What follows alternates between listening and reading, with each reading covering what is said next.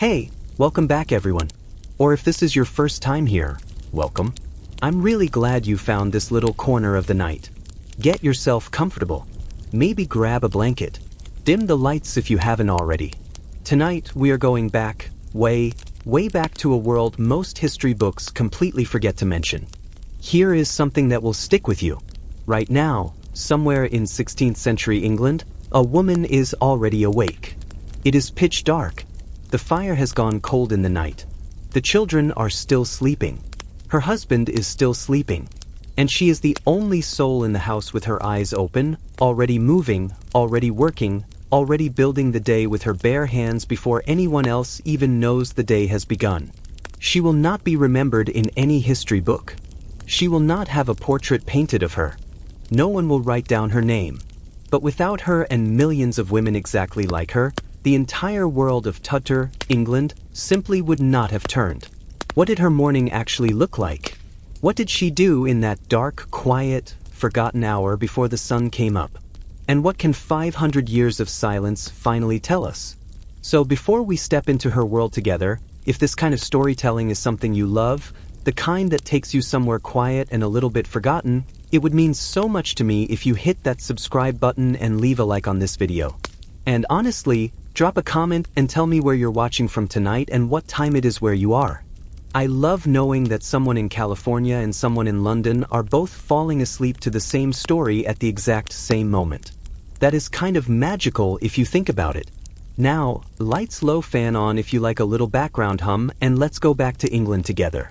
Let us set the scene. The Tudor period stretches from 1485, when a relatively unknown Welsh nobleman named Henry VIII took the English throne, all the way to 603, when Queen Elizabeth I drew her final breath and an entire era quietly closed. Over those roughly 118 years, England transformed in almost every way imaginable. The Protestant Reformation tore through the country. Printing presses changed how people thought. Trade routes expanded. Cities grew louder and messier and more complicated. But through all of it, through the wars and the beheadings and the religious upheaval, and the court intrigue that historians love to write about, the daily life of ordinary women went almost entirely unrecorded. Historians estimate that somewhere around 90% of what we know about Tudor life comes from records written by men about men for men. Parliament records, guild records, church court proceedings, land deeds, even the household account books that have survived tend to carry a man's name on the cover, even when a woman was the one doing most of the accounting inside. So when we ask the question, what did a Tudor woman's morning actually look like? We have to become a little bit like detectives. We piece things together from fragments. From the rare household manuals that survive, from probate inventories that list what a woman owned when she died, from the occasional letter or diary that somehow made it through 5 centuries without being lost or burned or dismissed. And what those fragments reveal is extraordinary. Let us start with the most basic question. What time did a Tudor woman wake up? The answer for most women in England during this period is before you would ever want to. The entire Tudor day was structured around daylight in a way we simply cannot imagine anymore. Most ordinary working women, whether they lived in a village, a market town, or on a farm, rose at or just before dawn. In summer, that could mean waking as early as 4 o'clock in the morning. In winter, slightly later. But the principle was the same. Daylight was precious. Daylight was expensive in candle terms, and no woman with a household to run could afford to waste a single minute of it. Now, here is the first thing that tends to surprise people. The very first act of a Tudor woman's morning across almost every social class was not to eat, not to wash her face, not to wake the children. It was to pray. Prayer was not optional in Tudor England. It was as built into the structure of the day as breathing. Before the Reformation, women would recite the canonical hours, a cycle of prayers tied to specific times of day inherited from the Catholic tradition. After Henry VIII broke with Rome in the 1530s, the prayers changed form. The specific saints being invoked changed. The language shifted gradually from Latin toward English. But the act itself, that quiet, deliberate pause at the start of the day before the chaos began, remained constant throughout the entire Tudor period. For a noblewoman, morning prayers might take place in a private chapel. Within the estate, sometimes attended by the ladies-in-waiting who lived with her. For a merchant's wife in London, it might be a few minutes kneeling beside the bed before the children woke up. And for a peasant woman in a one-room cottage in rural Yorkshire, it was probably just a whispered prayer in the dark while the hearth was still cold. And the only light was whatever the moon was offering through the window. There is something deeply human about that image, isn't there? 500 years ago, a woman standing in the dark talking quietly to whatever she believed in before the world demanded everything from her. Now the fire. This is where things get physical very quickly. Most Tudor homes, even relatively modest ones, depended entirely on a central hearth fire for warmth, for cooking, for light, and sometimes for safety. And in most households, it was the woman's responsibility to make sure that fire was going before anyone else needed it. If the fire died completely in the night, which happened regularly, especially in winter, it had to be restarted. And in a world with no matches, no lighter, and no gas stove, restarting a fire was genuinely skilled labor. It required tinder, a flint, a steel striker, and a great deal of patience and practice. Historian Ruth Goodman, who has spent years actually living in reconstructed Tudor conditions, describes learning to strike a fire in Tudor style as something that took her weeks to master properly. So, here is your Tudor woman before dawn on her knees in front of a cold hearth, coaxing a spark into a flame. If she was lucky, she'd kept a few embers alive overnight under a clay pot called a curfew from the French kafuru, meaning cover the fire. That was actually the origin of the word curfew, which I find delightful. The evening curfew bell in Tudor towns was originally a signal to cover your fires for the night to prevent house fires, and the word just stuck. But if the embers were truly cold, she started from scratch. Dried grass or wool fluff or a piece of scraped linen, anything that would catch. Then careful, deliberate breath to coax it, then small sticks, then larger ones. All of this in near darkness with cold hands while the rest of the household slept. And once the fire was going, then the water. Water in Tudor England was not something that came out of a tap. It came from a well, from a stream, from a barrel that collected rainwater, or from a water carrier if you lived in a city, and carrying water, heavy full buckets of it, sometimes across a significant distance, was morning work that fell almost universally to women and girls. A single Tudor household could go through enormous quantities of water in a morning alone. Water for porridge, water for washing hands and faces, water for the animals if you had them, water for washing out pots from the night before. The amount of physical labor involved in simply accessing clean water before anything else even started is almost incomprehensible from our modern perspective. Let us talk about breakfast for a moment, because Tudor breakfast is another one of those things that has been wildly romanticized and is actually quite different from what most people imagine. The popular images of a Tudor feast, great haunches of meat, heaps of bread, tankers of something foamy and strong. And yes, that did exist for the very wealthy in certain contexts. But for the average Tudor woman and her family, breakfast was small, cold, and often eaten standing up. The historian Alison Sim, in her detailed study of Tudor food and domestic life, notes that breakfast in most households consisted of whatever was left over from the previous day, stale bread, perhaps some butter, maybe a piece of hard cheese along with weak ale. Not strong ale, weak ale. Because in an era when the water supply was genuinely unreliable and often contaminated ale, even very weak ale was considered safer. Children drank it too.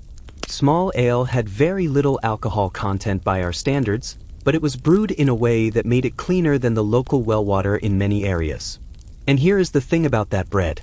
A woman in a middling or working household did not just eat bread. She made it from scratch. Often the night before so it could rise overnight and be baked in the early morning.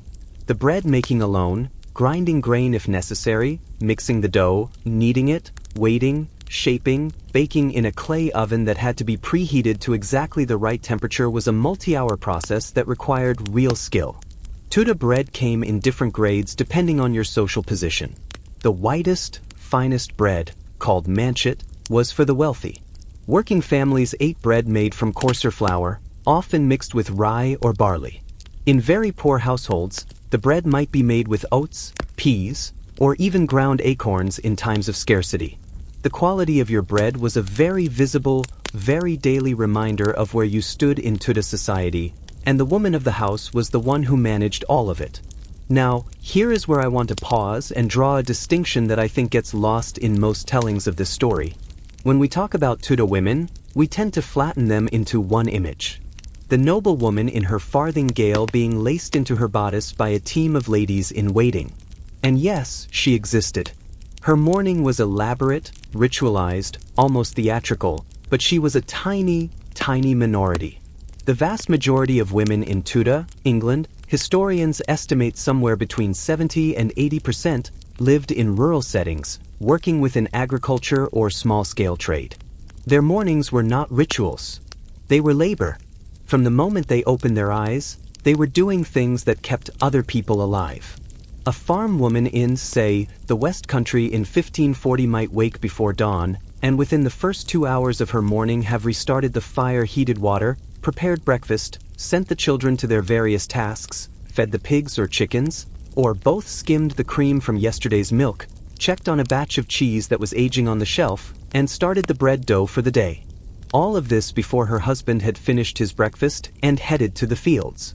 One historical account from the period describing the life of a typical yeoman's wife notes that she was, and I am paraphrasing here, the first to rise and the last to rest. And the house entire depended upon her wakefulness. First to rise, last to rest. That phrase stayed with me. And then there was the noblewoman. Let us visit her mourning for a moment because the contrast is fascinating. In great households, the kind with dozens or even hundreds of servants, the kind that hosted the king when he traveled, a noblewoman's mourning was a formal affair with its own rigid protocol. She would wake to her ladies in waiting, already present, already organized, ready to perform what was called the morning toilet. This was not a casual affair. Washing, which in this context meant a cloth dampened with scented water, carefully applied to the face and hands, was done in a specific order. Dressing involved somewhere between 6 and 12 separate garments, each put on in a precise sequence, each fastened with a specific set of pins, ribbons, or laces that require the coordinated effort of multiple women to accomplish properly. The famous cosmetics of Elizabeth I, those white lead face preparations she became known for in her later years, were applied in the morning as part of this routine. One surviving account from her court describes the mixture used to keep her complexion pale white of egg borax powdered eggshell. All of it applied carefully by a trusted lady of the bedchamber while Elizabeth sat still and patient preparing her face for a day of being seen.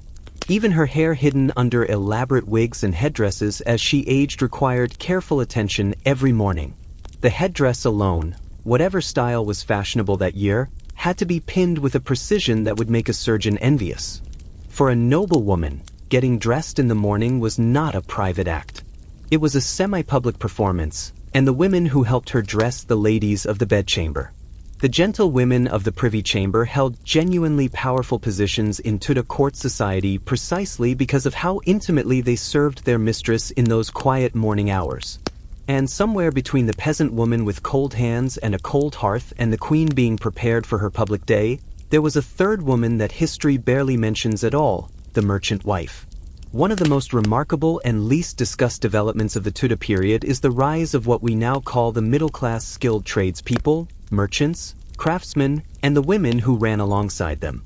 In cities like London, Bristol, and Norwich, the wives of merchants and skilled tradesmen occupied a genuinely interesting position. They often worked in their husbands' businesses, kept the accounts, managed the apprentices, and sometimes ran the business entirely during the frequent periods when a husband was traveling for trade. Their mornings were a blend of the two worlds above. They had slightly better resources than a farm laborer. They had no servants to dress them or bring them warm-scented water. They woke early.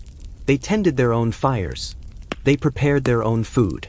But they also kept a household account book. They wrote lists. They planned. They managed information and people and money in ways that would be completely recognizable to a modern small business owner. And almost none of it was ever written down about them specifically. We know they existed primarily because their absence is visible in the records when a husband died and the business somehow kept running perfectly. It is usually because his wife already knew everything about it. Here is what I keep returning to as I sit with all of this. The historians who have studied Tudor women most closely, scholars like Elizabeth Norton, author of The Hidden Lives of Tudor Women, and Ruth Goodman with her extraordinary work on daily Tudor life. They all arrive at the same quiet conclusion.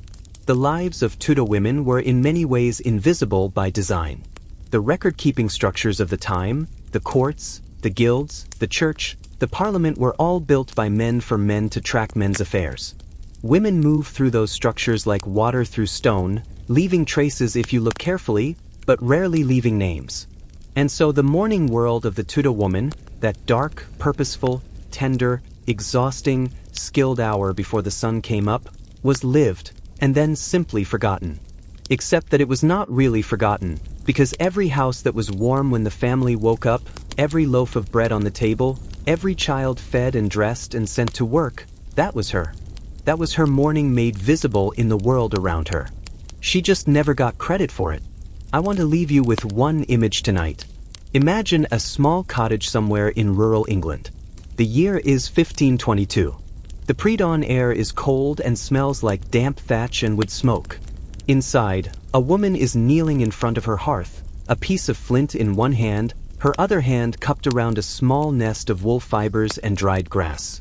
She strikes the flint, a spark. She breathes on it carefully, slowly, exactly the right amount, a tiny flame.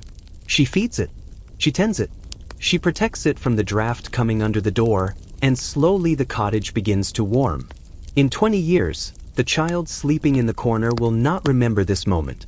In 500 years, no history book will mention her name. But this morning, this cold, quiet, forgotten morning, she is the reason the day begins. And now that we have found her, now that we know who she is and what she was doing in the dark, it is time to follow her into the next hours of her day. Because once that fire was lit, once the prayers were said, and the water was carried and the bread was set to rise, something else began. Something that shaped who she was, how she was seen, and what power she quietly held. It had to do with what she wore, and the extraordinary hidden labor that getting dressed every single morning actually required. Stay with me. We are just getting started. If you've been drifting along with me since part 1, welcome back. We left her there, didn't we? The fire just caught the bread dough set to rise. The prayer said in the dark before anyone else stirred. And now the day is actually beginning in earnest. Which means it is time for the thing that without exaggeration could take a Tudor woman the better part of an hour every single morning of her adult life. Getting dressed. And before you think, oh, that's just vanity. Just a bit of historical fashion trivia. I want to stop you right there. Because what happened between a Tudor woman and her clothing every morning was not about vanity. It was not purely about fashion. It was in ways that are genuinely difficult to fully absorb one of the most political acts she performed all day. Let me explain. Here is a question I find endlessly fascinating, and I want to sit with it for a moment. When you got dressed this morning or this evening before you settled in, how long did it take you? 5 minutes? 10? Maybe 20 if you were being thoughtful about it. Now, imagine that your clothing was not just clothing. Imagine that every single layer you put on told the world something specific about who you were, where you ranked in society, how much money your family had, whether you were married or single, what your moral reputation was, and whether you were obeying the law. Because in Tudor England, your clothes were all of those things simultaneously. And getting them wrong. Wearing the wrong color, the wrong fabric, the wrong trim could get you fined, ridiculed, or worse, depending on who you were and when you lived. That is the world we are stepping into. Now, let us start with the layers because the layers are where the story really lives. Every woman in Tudor England, from a peasant girl in a mud-flawed cottage in Suffolk to the Queen of England herself, in her gilded chambers at Whitehall, began the same way. A linen shift. That is where it started for everyone. Historians who have studied Tudor dress in careful detail confirm that the linen shift or smock was the universal foundation garment of Tudor womanhood, worn directly against the skin. It was the one garment that was actually washed with any regularity. Everything on top of it stayed on for days. The shift could be laundered more frequently because linen dried quickly and endured repeated washing better than the heavier wools and silks worn over it. That shift was in a strange and touching way the one thing that equalized Tudor women across all their enormous differences. A queen's shift was made of the finest cambric bleached almost impossibly white, sometimes embroidered at the cuffs and collar with the delicate black work embroidery that Catherine of Aragon brought into fashion from Spain. A farm laborer's shift was coarser, yellow wire patched perhaps at the hem, but the principle was the same. You started there. You built upward from there. And oh, how you built! For a working woman, a yeoman's wife, a tradesman's daughter, a servant in a modest household, the layers above the shift were relatively manageable, a petticoat for warmth. Then the kirtle, which was the central garment of Tudor female dress for most of the century, a one-piece construction with a fitted bodice and a gathered skirt laced at the front or side, which both shaped the torso and served as the visible outer layer for women who could not afford anything more elaborate. For many women, the kirtlery was the dress. They put it on, laced it, clothed themselves, or with the help of a daughter or sister, covered their hair, and that was functionally the end of it. It still took time. The lacing alone, threading through dozens of small eyelets by hand, required patience, but it was manageable. It was a woman's own work done on her own body, mostly in private. Now, for women further up the social ladder, the process became something else entirely. Over the course of the Tudor period, which remember stretches across more than a century, the fashionable silhouette for women of means changed dramatically. What stayed constant was the underlying principle: more layers meant more status, more structure meant more wealth, and more structure meant you almost certainly could not dress yourself without help. The farthingale is probably the most notorious piece of evidence for this. Introduced to England by Catherine of Aragon when she arrived from Spain to marry Prince Arthur in 1509. The farthingale was essentially a structural cage worn underneath the skirts, first cone-shaped in the Spanish style, then evolving by the later part of Elizabeth I into the dramatic will-faring gale, a stiff horizontal ring extending from the waist that could support several meters of heavy fabric, and made a woman physically impossible to miss in any room she entered. Here is what I think about when I imagine the will-faring. It took up so much space deliberately. Scholars of Tudor dress have pointed out that those wide structured skirts served a specific social function. They slowed a woman's movement. They prevented her from hurrying. They demanded that other people step back to accommodate her. Only servants hurry. The saying went. The width of your skirts was a visible daily announcement that you were someone who was not required to rush. Can you imagine wearing your social status as a physical structure around your waist every morning? On top of the farthingale came a petticoat, sometimes several, then the kirt, then the outer gown, which was typically open at the front to deliberately reveal the decorated kirt beneath. This layering was not accidental. It was a calculated display of expense showing multiple fabrics at once. Then came the sleeves, which in much of the Tudor period were separate attachments tied on at the shoulder with ribbons, meaning you could theoretically swap your sleeves between outfits to vary the look. Then the partlet, a piece of fabric covering the chest and neck. Then the ruff, if it was later in the century, and you were fashionable enough to maintain one. Then the headdress, then the jewelry, then the shoes. The minimum number of layers for a woman of middling status going somewhere important has been estimated by costume historians at somewhere between 6 and 8 separate garments, all of which had to be put on in the correct sequence, because the structure of the earlier layers literally supported everything that came after. A noblewoman preparing for court with a full team of ladies in waiting to assist her might spend close to 2 hours on this process. 2 hours every day before she had done anything else. Now I want to pause here and say something that I think gets lost entirely in most discussions of Tudor fashion. The women who helped other women dress were not simply servants performing a mechanical task. The act of dressing a high-ranking Tudor woman was intimate. It was political. It was a site of genuine trust and often genuine power. Think about it this way. The ladies of the bedchamber, the women who dressed the queen, who pinned her ruff and laced her bodice and brought her first drink of the morning, they knew things. They were present in the moments before the public face was assembled. They saw the queen without her cosmetics. They heard conversations that happened in those private morning hours before the day's performance began. In the Tudor court, that kind of proximity to power was worth something real. Hannah Boleyn understood this before almost anyone else. Her rise began not as Henry VIII's lover, but as a lady-in-waiting to his first wife, Catherine of Aragon. That intimate daily access to the Queen's private world, helping dress her, attending her in her chambers, gave and a platform to be seen to be witty, to be noticed. The bedchamber was not a quiet domestic backwater. It was one of the most politically charged spaces in England. But let us step away from the court for a moment, because I think the most quietly remarkable story in Tudor clothing belongs to the women who had almost no choices at all and found ways to assert themselves anyway. The sumpter laws of Tudor England were put simply a government-enforced dress code. Beginning with Henry VIII and continuing through his son's reign and beyond, Parliament passed a series of acts of apparel that dictated in extraordinary specificity what fabrics, colors, and furs each level of society was permitted to wear. Purple was reserved exclusively for the royal family. Only those with an income of £200 a year or more could wear red or blue velvet. Man, trimming was for royalty alone. Common wool workers wore undyed wool. The color of your gown was legally your rank. Henry VII revised these laws 4 separate times in 1510, 1514, 1515, and 1533, which historians have noted is a little suspicious. You do not keep passing the same law unless people keep breaking it.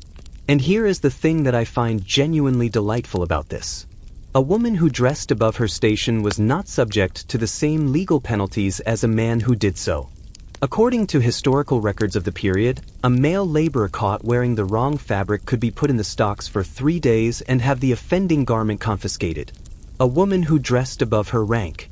She might be ridiculed, gossiped about, talked over in the market, but she was not, as a rule, hauled before a magistrate for it, which means that for Tudor women of the aspiring merchant class, women who could afford slightly better fabric than their station technically allowed, who knew how to look more prosperous than the law perhaps intended, getting dressed in the morning, was a small daily act of quiet defiance. And I love that. I genuinely love that. There is one more dimension of Tudor dressing that I want to bring you to, because I think it says something profound about the relationship between these women and their own bodies that we rarely talk about. The silhouette that Tudor fashion imposed on women was not natural. It was constructed. The stiffened bodice, the flattened chest, the elongated torso, the widened hips, all of it was an architectural project imposed on flesh and bone every single morning. Costume historians who have reconstructed these garments and worn them for extended periods report that the experience is intensely physical. The weight of a fully dressed Tudor noblewoman's outfit has been estimated at somewhere between 15 and 25 pounds. The structured bodies restricted the rib cage and made deep breathing difficult. The wide farthingale made sitting awkward and passing through doorways a considered act. And yet, and this is the part that makes me think women wore this every day, they adapted to it. They moved through the world in it with evident grace, because the portraits show us that they did.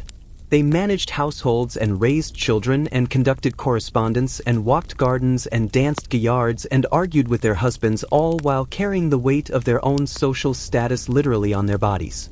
There is something almost warrior-like about that if you sit with it long enough.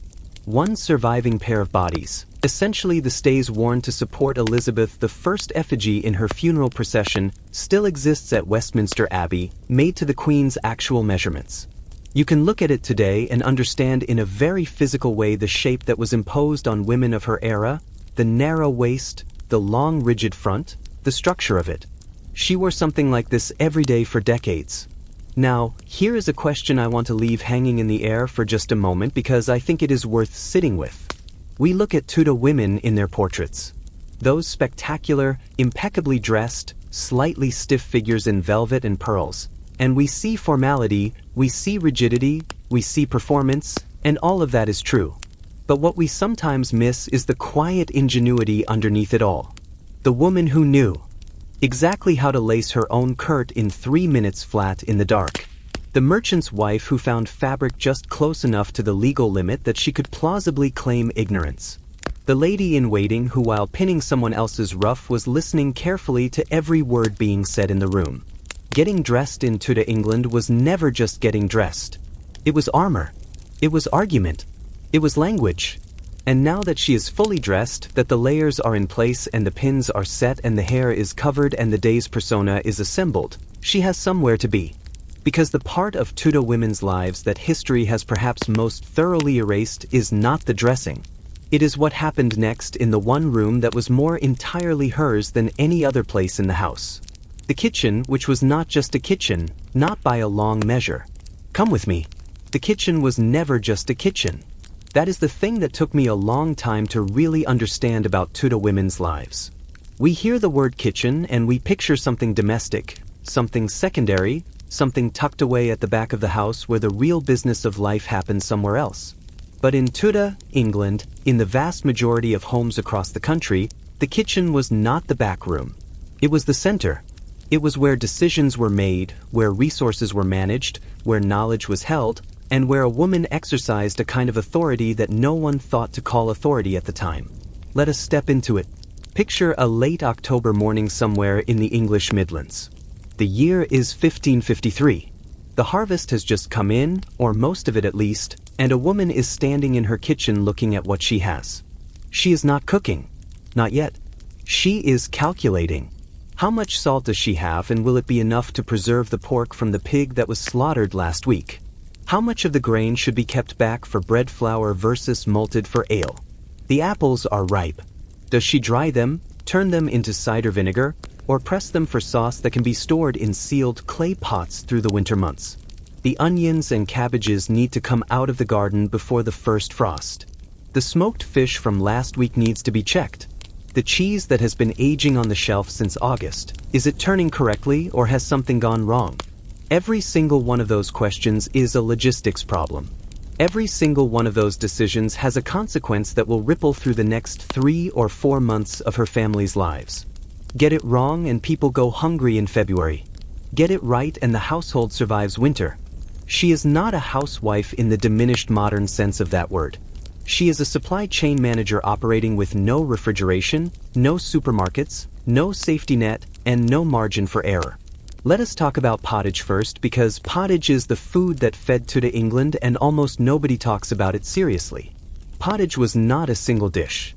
It was a category, a vast, endlessly variable category of thick simmered broths and stews that formed the foundation of the daily diet for the majority of Tudor people across all social classes. The historian and food scholar Bridget Webster, in her detailed study of Tudor cooking, describes pottage as the kind of dish that could be whatever you needed it to be on any given day, thin and clear when you needed something light, thick enough to stand a spoon in when you needed substance and warmth.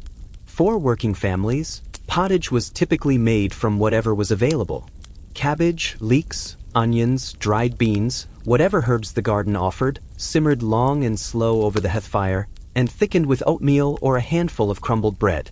Sometimes there was a piece of salted pork in it. Sometimes nothing but vegetables and the smell of old stock. In the leaner months of late winter, it might be mostly dried peas and a sprinkle of hope. But here is what I find genuinely fascinating. The very same dish pottage appeared on wealthy tables too. The recipe differences between a poor woman's pottage and a rich one's were not about technique. They were about ingredients. A prosperous household's pottage might contain almonds, saffron, ginger, and a splash of wine. A servant's bowl from the same household would be a simpler thing entirely, but the woman who managed both versions of that dish needed to know the same fundamental skill: how to coax flavor and nourishment from whatever she had, using nothing but fire, water, and time. And that knowledge, that deep practical intelligence about food, lived almost entirely in women's hands. Now I want to talk about ale brewing, because this is one of those corners of Tudor women's lives that has been almost completely forgotten, and it really shouldn't be. In Tudor England, most households brewed their own ale. Not wine that was imported and expensive. Not the hopped beer that was beginning to arrive from the Netherlands and would gradually take over during this period. The traditional unhopped fermented grain drink that had been the daily beverage of English people for centuries. And in most households, brewing ale was women's work. The process was serious labor. It required malting grain, soaking it until it sprouted, then drying it to stop the germination, then cracking the malt, heating water to the right temperature, mashing the grain, straining the liquid, boiling it, cooling it carefully, adding yeast, and then waiting. The whole process could take the better part of 2 days. A household might brew every week or every 2 weeks depending on how many people needed feeding and drinking. But here is what makes the Tudor brewing story so interesting. By the middle of the 16th century, a quiet revolution was happening. Hopped beer, sharper, more bitter, with a much longer shelf life than traditional ale, was arriving in England. And it was genuinely controversial. There were people who considered hopped beer to be a foreign contamination, a threat to the English way of drinking. There are surviving records of towns that tried to ban its production. And yet, hop vines spread. Beer gradually won. And it was women largely who were at the center of that transition, adapting their brewing practices decade by decade as the drink England preferred quietly changed around them. Some women brewed professionally as well as domestically. The alewife, a woman who brewed and sold ale commercially from her home, was a recognizable figure in Tudor towns and villages. Not glamorous, not celebrated, but absolutely essential. There is a book that I keep returning to when I think about Tudor women and their kitchens. It was published in 1615, just after the Tudor period technically ended by a man named Jace Markham. It is called The English Huswife, and it is one of the most extraordinary documents of domestic women's knowledge that has ever been assembled. Markham begins the cooking section of his book with considerable self-importance by outlining everything a good housewife must know. The list is remarkable. She must understand the principles of cooking for health based on the medical theory of humors, the idea that foods were categorized as hot, cold, dry, or moist, and that a skilled cook balanced these qualities in the dishes she prepared to maintain her household's well-being. She must know how to make dozens of varieties of pottage. She must know how to bake, to brew, to salt and smoke meat, to pickle vegetables, to distill herbal waters, to make cheese, to produce the sugared confections called banqueting stuff. That last one deserves a moment. By the Elizabethan period, sugar, which had been an expensive luxury available only to the very wealthy for most of the century, was becoming more accessible to households of middling status. And the art of working with sugar to produce what we might now call confectionery marchpane, which is what we call marzipan, candied fruits, rose water jellies, subtleties made of spun sugar shaped into flowers and animals. All of this was considered a specifically feminine domain. Markham noted specifically that making banqueting stuff was the responsibility of the woman of the house, not the cook. In the grandest households, there might be a professional confectioner. Always in those cases a man, but in the vast majority of middle and upper middle households across England, it was the mistress herself who produced these elaborate sugar creations. These were the centerpiece of the final course at important dinners. They were what you served when you wanted to show your guests that your household was sophisticated, prosperous, and well-managed. They were, in other words, public demonstrations of the woman's skill and status. And yet somehow we have managed to remember the sugar sculptures, but forget the hands that made them. There is one more dimension of the Tudor kitchen I want to bring you because it touches something that I think modern people find genuinely surprising. Almost a third of the year in Tudor England was designated as a fish day, a day when the eating of meat was either religiously required to be avoided or later in the period legally mandated by the government. In the Catholic early Tudor period, Fridays and Saturdays were fish days plus the entire 40 days of Lent, plus various feast days of the church calendar. After the Reformation changed the religious landscape, Elizabeth I actually added more fish days, not for religious reasons, but for economic ones. The fishing industry supported the Navy, and the Navy needed experienced sailors. More fish days meant more fishing boats. More fishing boats meant more sailors. It was military policy disguised as dietary habit. The practical effect of all this fell on the woman managing the kitchen. She needed to know deeply fluently how to cook fish. Not just fry it, but salt it, dry it. Pickle it in vinegar, poach it, bake it in pastry, serve it in a dozen different preparations that would keep a household interested and reasonably satisfied through weeks of meatless eating. Cookbooks of the period that survive, like Thomas Dawson's The Good House Huswife's Jewel, published in 1585, contain detailed fish recipes running to dozens of pages, and they were written specifically for the woman running the household. And here is the thing about those cookbooks that I find quietly poignant. They were written by men, published by men, sold and distributed by men. but the knowledge inside them, the practical accumulated deeply specific knowledge of how to feed a household through every season, every religious obligation, every scarcity and abundance. That knowledge came from women. It had been learned by women, practiced by women, passed between women for generations before it was ever written down by anyone. Jess Markham did not invent the English Yusuf's recipes. He collected them, codified them, put his name on them. That is a pattern that will feel very familiar by the time we finish the story. Step back for a moment and take in the full picture of what a Tudor woman's kitchen actually contained in terms of knowledge. She was managing a seasonal food system with no external infrastructure. She preserved meat with salt and smoke and air drying in the autumn before winter closed in. She pickled vegetables in vinegar against the months when nothing fresh would grow. She brewed ale regularly and adapted her methods as the century changed around her. She made cheese from her milk animals if she had them, knowing from long. Practice how to read the texture and smell of a batch to tell if it was turning correctly. She grew and harvested herbs for flavor for medicine and for preservation. The same rosemary that went into her roast chicken also went into her remedy for headaches. The same lavender that went into her linen chest also went into her sleep remedies for a child with a fever. Her kitchen was not a separate room from her medicine cabinet or her apothecary. It was the same room, and we will come to that the extraordinary lost world of Tudor women as healers and herbalists very soon. But first there was something else she carried in that kitchen that had nothing to do with food and everything to do with power. She knew what things cost. She knew what her household consumed, what it needed, what it lacked. She made decisions daily about where the money went. And that is where our next part of this story begins. Something has been sitting quietly at the back of everything we've explored so far. And I think it is time we brought it fully into the light. We've talked about the fire she coaxed to life before dawn, the layers she dressed herself in each morning, the kitchen where she preserved and brewed and cooked and calculated. And in part 3, right at the very end, I mentioned almost in passing that the same rosemary going into her roast chicken was also going into her headache remedy.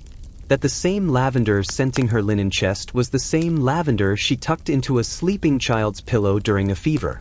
That was not an accident. That was the whole point.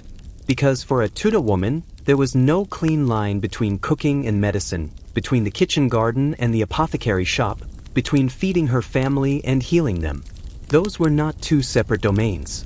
They were the same domain, and the knowledge that lived there accumulated over generations passed between women.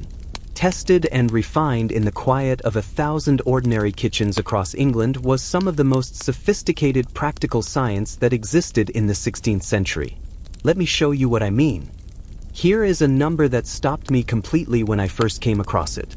By the year 1598, in the entire county of Bedfordshire, a county with a population of tens of thousands of people, there were exactly 2 licensed physicians. 2 in the whole county. Scholars who have studied the medical records of Tudor England have found that across the entire country, at that same period, the Royal College of Physicians had only 38 licensed members. 38. Think about what that means in practical terms.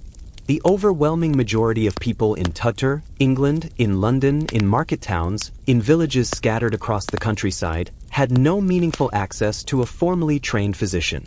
Even if one was somehow nearby, the cost of a consultation was far beyond what most families could manage. So, who treated the sick? Women did. Not because someone designated them for the role. Not because it was written into law or custom as a formal profession, but because in a world where formal medicine was inaccessible to most people, the woman of the household was simply the person who was there. She was the one who sat with the feverish child through the night. She was the one who knew which plant in the garden might ease a cough or bring down inflammation or help a woman recover after a difficult birth. She was in every meaningful sense the primary healthcare provider for the majority of Tudor England, and she took that role with extraordinary seriousness. The word simples is one of those old terms that has almost completely disappeared, and it deserves to be remembered. A simple in Tudor medical language was a remedy made from a single plant ingredient as opposed to a compound remedy which combined multiple ingredients. Every woman of any substance in Tudor England was expected to know her simples, which plants had which properties, how to prepare them, when to use them. The knowledge was practical, specific, and very much real. Some of what they knew, we now know why it worked. Willow bark, which was used by Tudor women for fevers and pain, contains salicin, the compound from which aspirin was later derived. Chamomile has genuine anti-inflammatory properties. Elderberries contain compounds that modern research has confirmed do help support immune response. Honey, which appears constantly in Tudor remedy books, has well-documented antimicrobial properties. The women using these plants did not know the chemistry, but they had observed the effects carefully and repeatedly across generations of practice. And some of what they prescribed was, let us say, more creative. One Tudor remedy for jaundice involved drinking a mixture containing lice dissolved in ale every morning for a week. I will leave you to form your own opinion about the clinical efficacy of that particular approach. But even in the remedies that make us wheeze, what you see is the same underlying logic, careful observation, cause and effect, the honest attempt to match a treatment to a symptom. The framework was different from ours. The intention was the same. Now, let me introduce you to someone whose story I find quietly remarkable and who I think deserves to be far more widely known than she is. Lady Grace Mild was born around 1552 in Wiltshire, the daughter of a landed family with connections to Loch Abbey. She married Sir Anthony Mildmay in 1567, a marriage arranged by his father Walter Mildmay, who was Chancellor of the Exchequer, to Elizabeth I. Sir Anthony was frequently away at court and later serving as ambassador to France. Lady Grace left largely alone at a Path Hall Inn. Northamptonshire filled those years with prayer music and something else entirely. She practiced medicine, not occasionally, not informally. She practiced medicine with the seriousness and depth of someone who had made it her life's work. Her governess had encouraged her as a young woman to read William Turner's published Herbal, one of the first significant botanical works in English, as well as texts on surgery. She built on that foundation for decades, reading, experimenting, corresponding with other women about remedies and carefully recording everything she learned. When Lady Grace Mildmay died in 1620, she left behind more than 2,000 loose medical papers. Her daughter inherited not just the papers, but also an extensive collection of prepared curatives that her mother had made. The medical records she compiled describe her understanding of illness and treatment in remarkable detail. The causes of disease, the appropriate treatments, the manufacturer of medicines, the specific ingredients, and their costs. Linda Pollock, the scholar who has studied her life most closely, concluded that the care she offered showed little meaningful difference from what a university-trained physician of the same period could have provided. She was praised during her lifetime for her medical work among the poor of her county. And her autobiography, one of the earliest complete autobiographies written by a woman in her own hand in English, was not rediscovered and published until 1911. For almost 300 years, her voice, her knowledge, and her life's work simply sat in archives unread.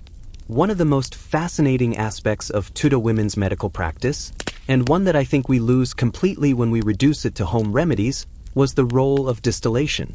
Many of the more potent herbal preparations Tudor women made required a still, a small limbic, a glass or copper apparatus designed to heat a liquid to vapor and collect it as it condensed, was considered a standard piece of household equipment in any prosperous home by the mid-16th century.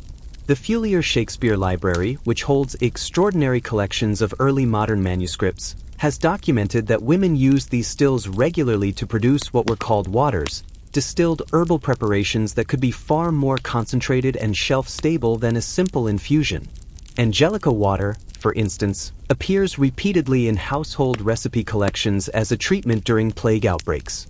Angelica was genuinely believed to have protective properties against infection. And as with many such beliefs, there may have been enough practical basis in observation to sustain it across generations.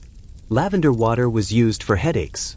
Rose water, one of the most commonly produced home distillates, had cosmetic and medicinal applications that Tudor women deployed with considerable sophistication. A gentlewoman with a working Stilla herb garden and a well-organized collection of recipes was in today's terms running something between a pharmacy and a community health clinic out of her own home. This was not seen as extraordinary. It was seen as appropriate. It was, in the words of one period advice text, a very commendable quality in gentlewomen, whether young or old, to visit the sick with a clear understanding that visiting the sick was not passive but involved bringing medicines you had made yourself. Here is a detail from Lady Grace Mildmay's correspondence that has stayed with me. Among her surviving papers is a letter from a man named Harris, one of her correspondents, who shared recipes with her containing 2 remedies. One for the falling sickness, which is what epilepsy was called at the time. Another described as a good receipt against the jaunders taught by old Mistress Bash. Taught by old Mistress Bash. There she is. A woman whose full name we will never know. Referred to only as old Mistress Bash, whose knowledge was considered significant enough to be recorded and attributed. Someone who had learned enough through a lifetime of observation and practice that her specific remedy for jaundice was being passed between households, written into letters preserved in notebooks. How many women like her were there? Thousands. Tens of thousands.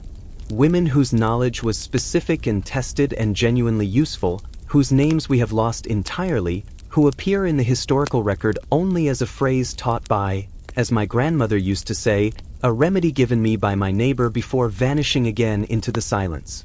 The recipe books and commonplace books that Tudor and Elizabeth and women compiled and shared among themselves form collectively one of the most remarkable bodies of practical knowledge assembled during that period. Women would ask friends, family members, and occasionally the physicians they encountered for their recipes. They would copy them carefully into notebooks. They would annotate them with their own observations. One worked well, another needed adjustment. This one was excellent for children, but too strong for elderly patients. They were doing, in other words, something very close to what we would recognize as empirical medicine. Observation, testing, modification, passing knowledge forward. I want to pause here and sit with something that I think is genuinely important. We have a tendency to look at Tudor medicine through 2 lenses simultaneously. And both lenses distort the picture in different ways. The first lens is the one that makes everything quaint and slightly ridiculous. Hangman's ropes pressed to foreheads are headaches. Jaundice treated with ale and lice-plagued doctors in beak-shaped masks. That stuff is real, and it is genuinely strange by our standards. I'm not going to pretend otherwise, but the second lens is the one that dismisses Tudor women's medical knowledge as purely superstition, as folklore, as old wives' tales, as something to be smiled at indulgently and set aside. And that lens is far more misleading than the first, because the truth is somewhere more complicated and more interesting than either caricature allows. These women were working within the best available understanding of the human body that their era possessed. The humoral theory, the doctrine of signatures, the astrological medicine that mapped the stars to human health.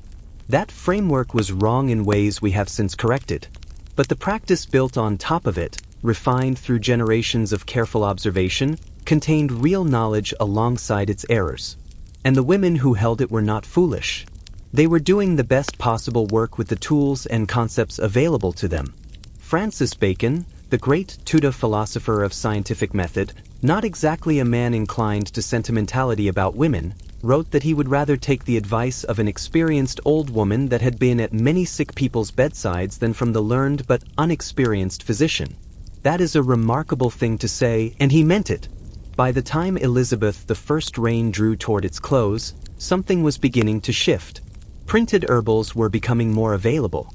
William Turner's New Herbal had been published in the 1550s and 60s.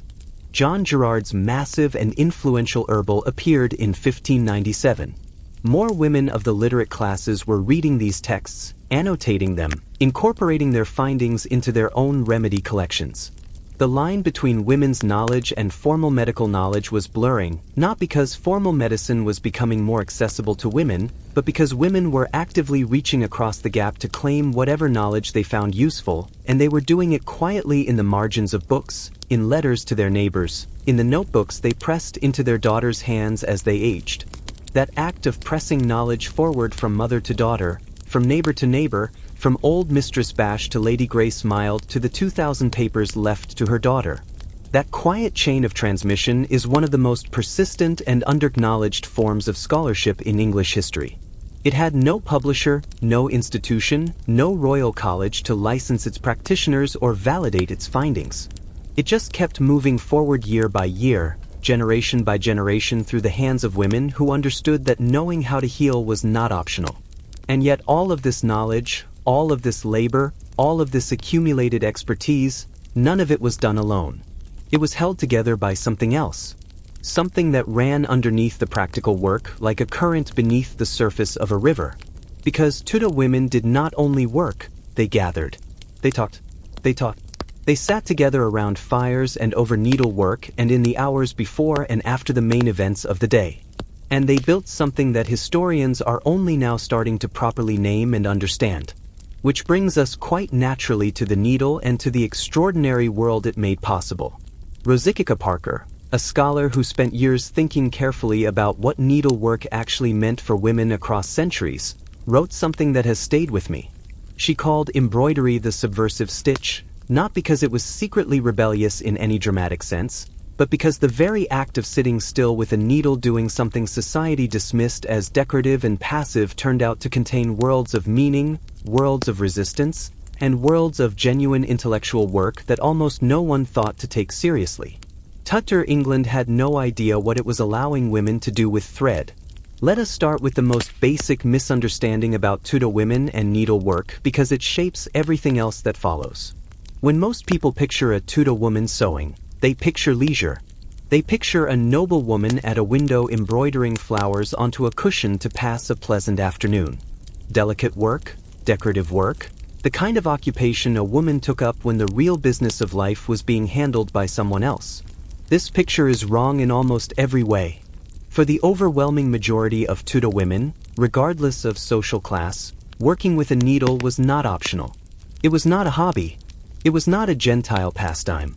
It was labor that was absolutely fundamental to the household's survival and economy. And it consumed hours of every single day. Think about what a Tudor household actually needed in terms of textiles, shirts and shifts and smocks for every family member replaced as they wore out bed sheets, pillowcases, tablecloths, curtains for the bed, which as we have touched on briefly were a major source of privacy and warmth in a world without central heating. Bags, pouches, sacks for storing food and grain, bandages and wound dressings, household linens of every description. None of this came from a shop. None of it arrived in a package. Every thread of it was spun, woven, cut, and stitched by hand. And the hands doing most of that work belonged to women.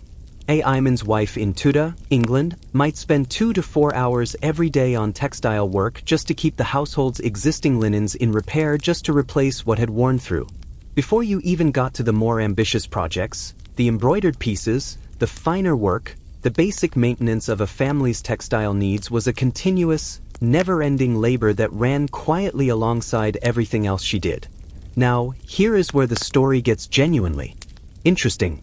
Within that obligatory labor, within the daily necessity of plain sewing and mending, Tudor women of every class also participated in something much harder to define and much more fascinating.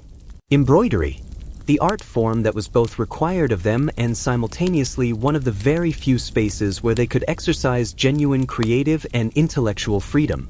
I want you to hold that paradox for a moment because I think it is one of the most revealing things about Tudor women's lives. The needle was the instrument of their domestic duty, and it was also in ways that scholarship is only recently starting to fully appreciate an instrument of their intellectual and even political lives. The Reformation transformed English embroidery in ways that are still not well understood. Before the break with Rome, the finest embroidery in England had been produced largely for the church. The ornate vestments, altar cloths, and hangings that decorated English Catholic worship were internationally renowned, and a significant portion of them were produced in professional workshops staffed by skilled women. When Henry VIII dissolved the monasteries and stripped the churches, an entire tradition was disrupted. The ecclesiastical embroidery market essentially collapsed. But here is what happened next. All of that skill, all of that accumulated expertise moved. It moved into the private sphere, into great houses and manor houses, into the chambers of noble women who had time and resources, into the households of gentry wives who'd been trained since childhood in fine needlework.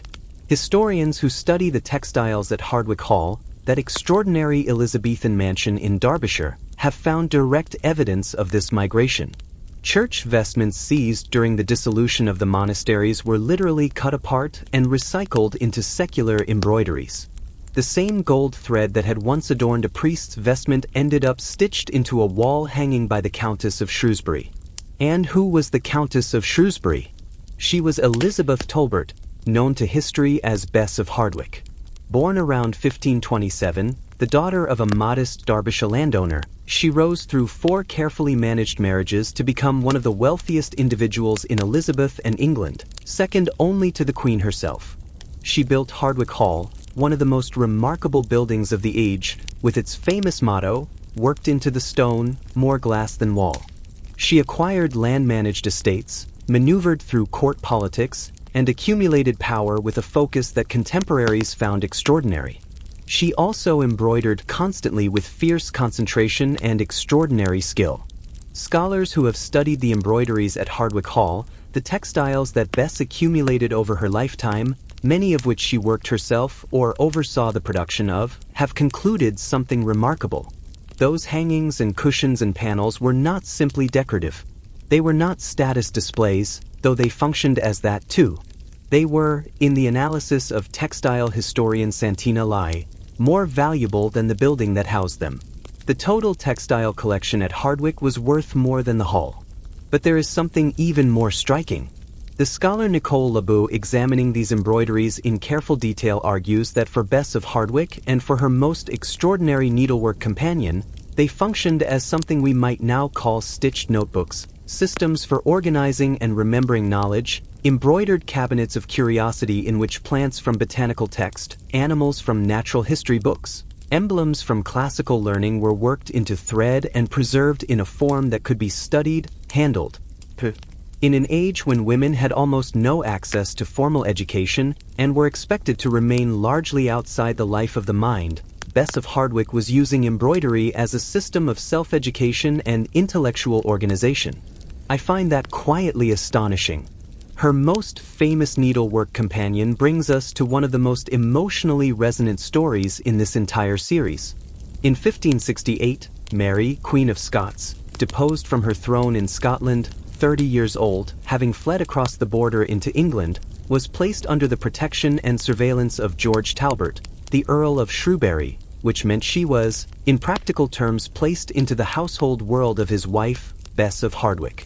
For 15 years from 1569 to 1584, Mary lived as a captive guest in a series of Talbot properties. She had a substantial household staff, well-furnished rooms, and a personal chef. But she was not free. Her letters were monitored. Her visitors were controlled. Her movements were restricted. In an account recorded by one of Elizabeth I's envoys, a man named Nicholas White, who visited Mary and asked how she passed the time indoors. She answered that she worked with her needle and that the variety of colors made the work seem less tedious. She continued at it, she said, until the pain in her hands made her stop. All the day she wrought with her needle. Those words have followed me ever since I first read them. During those 15 years of restricted captivity, Mary produced an extraordinary body of needlework panels and hangings and cushion covers worked in cross-stitch and tent-stitch on linen canvas using colored silks and gold and silver thread. Many of these pieces survive. The Victoria and Albert Museum in London holds some of the most significant examples. And here is what makes them extraordinary beyond their technical skill. The embroideries contain messages. One panel features a phoenix, the mythological creature that burns and rises. In the symbolic language of the 16th century, this was a well-understood image of immortality and regeneration. A crowned ginger cat toys with a gray mouse. An allegory perfectly transparent to anyone who knew its maker. The red-haired queen in London toying with the queen she held captive. A vine that has been cut down, but from whose roots new growth rises. Mary, Queen of Scots, in a captivity where her letters were read and her words weighed, said what she could not say in writing through the language of thread and image. Her needlework was a form of speech under surveillance, a record, a resistance. And Bess of Hardwicke, who embroidered alongside her, whose monogram appears side by side with Mary's on the finished panel, saw all of it, understood all of it, and kept working. What I keep thinking about sitting with all of this is how different the reality of Tudor needlework was from how it has been taught. Needlework was given to girls as a form of training in patience, silence, and submission. That is well documented. Period texts say, "So outright a woman bent over her embroidery frame was a woman kept still, kept quiet, kept in her proper place." The activity was designed, at least in part, as a form of social management. Han Tudor women took that tool designed to contain them and turned it into something else, a language, a form of memory, a medium for intellectual work, and occasionally for speech that could not be spoken aloud. That is not a small thing. That is, in fact, a rather breathtaking act of creative repurposing accomplished one stitch at a time across the entirety of a century. There is one more detail from the world of Tudor needlework that I want to leave you with because I think it says everything about how these women understood the relationship between their labor and their worth. An epitaph was written in 1537 for a woman named Elizabeth Luca. She had died young. We do not know exactly how young. The epitaph, which survives in various manuscripts of the period, praises her in the terms that Tudor culture made available for appraising women. She was virtuous, modest, devout. But then, almost as an afterthought, it mentioned something else. Elizabeth Luca could design her own embroidery patterns, not just work from patterns provided by others, which was the standard expected practice, but create new designs herself. The epitaph treats this as noteworthy, remarkable, worth recording among her virtues. She could design in a world where women were expected to follow patterns set by others in their clothing, in their behavior, in the paths their lives were allowed to take. The ability to create a new pattern rather than simply execute an existing one was something worth writing down. I think it still is. The needle was never just a needle and the thread was never just thread. It was time measured in stitches. It was knowledge encoded in symbols. It was speech spoken in the only language the period allowed. And it connected women to each other across households, across classes, across the gap between a queen in her chamber and a farmer's wife by her fire in a way that almost nothing else in Tudor life managed to do, which is exactly the right place to arrive at the next chapter of this story. Because all of that connection, all of that quiet social infrastructure that needlework built and sustained existed within a larger system of household management that we have barely begun to examine. A system that was in almost every meaningful sense run entirely by women. And the scope of what that actually meant, the reach and the weight and the genuine economic power of it is something that will genuinely surprise you. The law had a name for a married woman in Tudor England. She was called a femme covert from the Old Norman French, meaning a woman who was covered by her husband, subsumed into him. Her legal existence upon marriage was not curtailed. It was by the explicit language of the law suspended entirely. Everything she owned before marriage became his property. Anything she earned during marriage became his property. She could not enter into contracts in her own name. She could not sue in a common law court. She could not in theory run a business. She had no independent legal existence at all. Now, let me tell you what actually happened.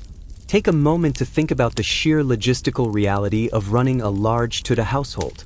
Not a modest farmhouse, though those were complicated enough as we have seen. A genuinely large household, the home of a knight or a baron or a senior nobleman, of which there were hundreds across England during this period. Such a household might employ anywhere from a dozen to several dozen people in domestic service alone.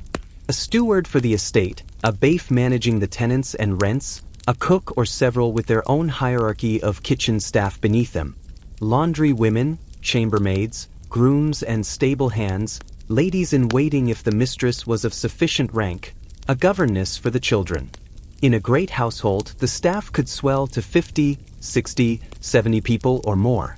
And when the master of that household was away at court, at Parliament, on military campaign, on business in London, who managed all of it, his wife, not in a vague supervisory sense, actually managed it, kept the accounts, resolved disputes between servants, made decisions about crop rotation and tenant rents, dealt with local legal matters, wrote letters to courts and lawyers and estate officers, authorized expenditures, hired and dismissed staff.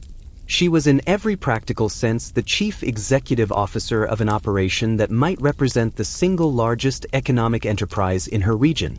And she did all of this while legally having no independent existence. The historian Barbara Harris in her detailed study of English. Aristocratic women between 1450 and 1550 found letter after letter account book after account book demonstrating that the management of great estates fell substantially and regularly to women not because their husbands were weak or incompetent but simply because the demands of public life kept men away from their homes for extended periods. The households kept running. The rents were collected. The disputes were settled.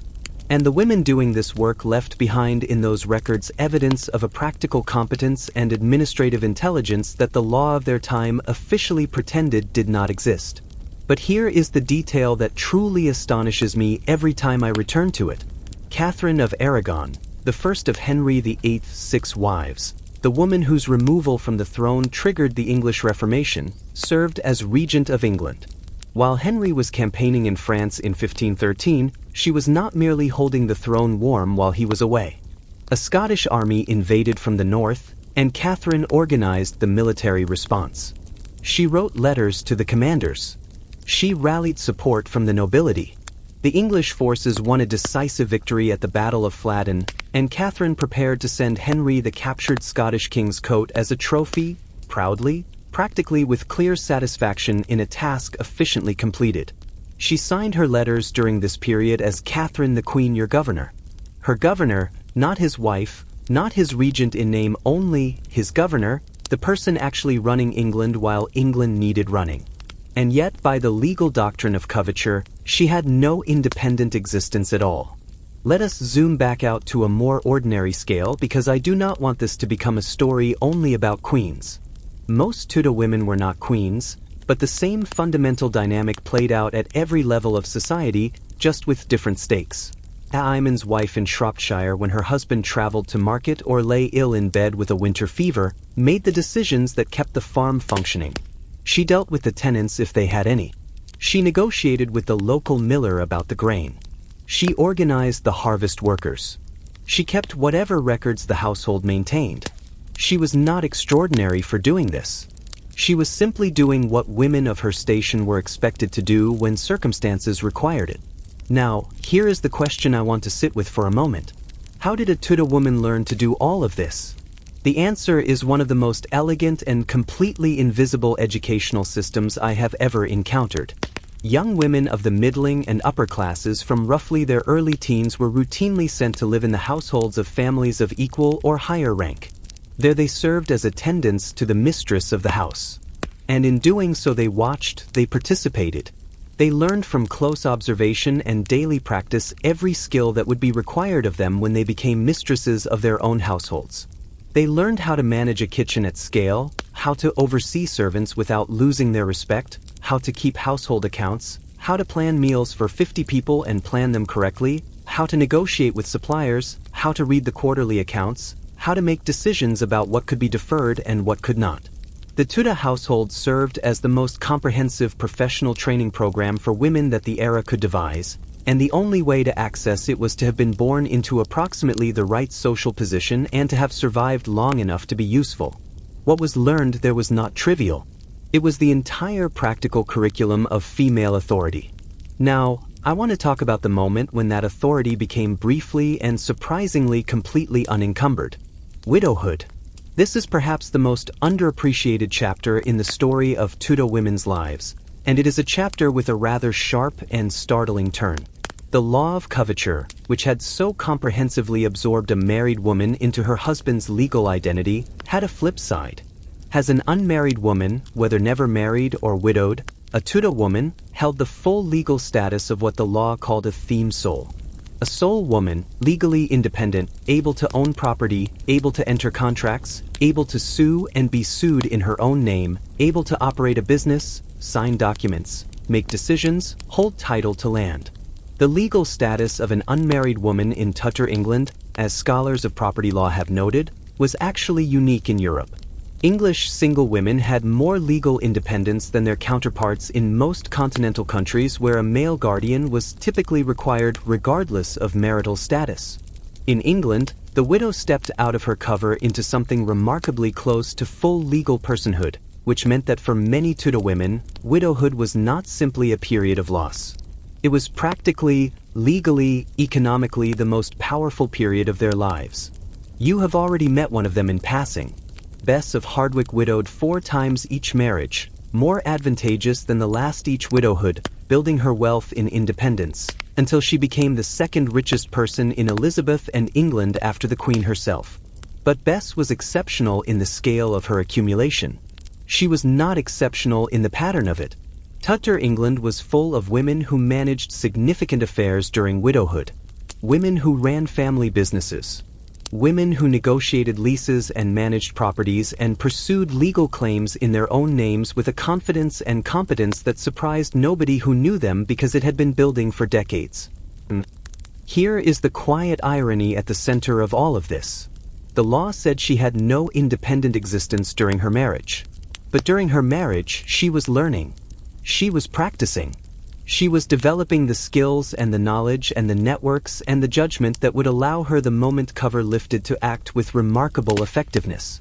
The system that was designed to contain her was simultaneously training her. Not because anyone planned it that way, but because life is not as tidy as law. There is one more dimension of this story that I want to bring you before we move on, because it is one of those historical details that makes me laugh a little and feel indignant in equal measure. Tudor women who ran businesses in London had access to something called theme sole merchant status under a custom specific to London, not applicable nationwide but operative in the city itself. A married woman who carried on a trade separately from her husband could, in the eyes of the city's courts, be treated as legally independent for the purposes of that trade. She could be sued. She could be held liable. She could contract in her own name for business purposes. This was in many ways a remarkable accommodation. It allowed married women to participate in London's commercial life with genuine legal standing. But read that again carefully. She could be sued. She could be held liable. The law found a way to grant married women independence specifically in the contexts where independence came with responsibilities and risks. The full personhood it was less eager to offer. And yet Tudor women took what was offered. They traded. They ran businesses. They extended credit and collected debts. There are surviving records of women in the textile trade. Women running inns. Women operating as pawnbrokers and money lenders. Women supplying goods to the royal household under their own names and their own seals. They worked within the system. They worked around the system. They worked the system when they could. I keep thinking about a line from the scholar Amy Louise Erickson, who spent years examining the actual property records, the wills, the account books, the court documents of women in early modern England. Her conclusion after all of that research was startling in its simplicity. The distance between what the law said about women's economic capacity and what women were actually doing economically was very, very large.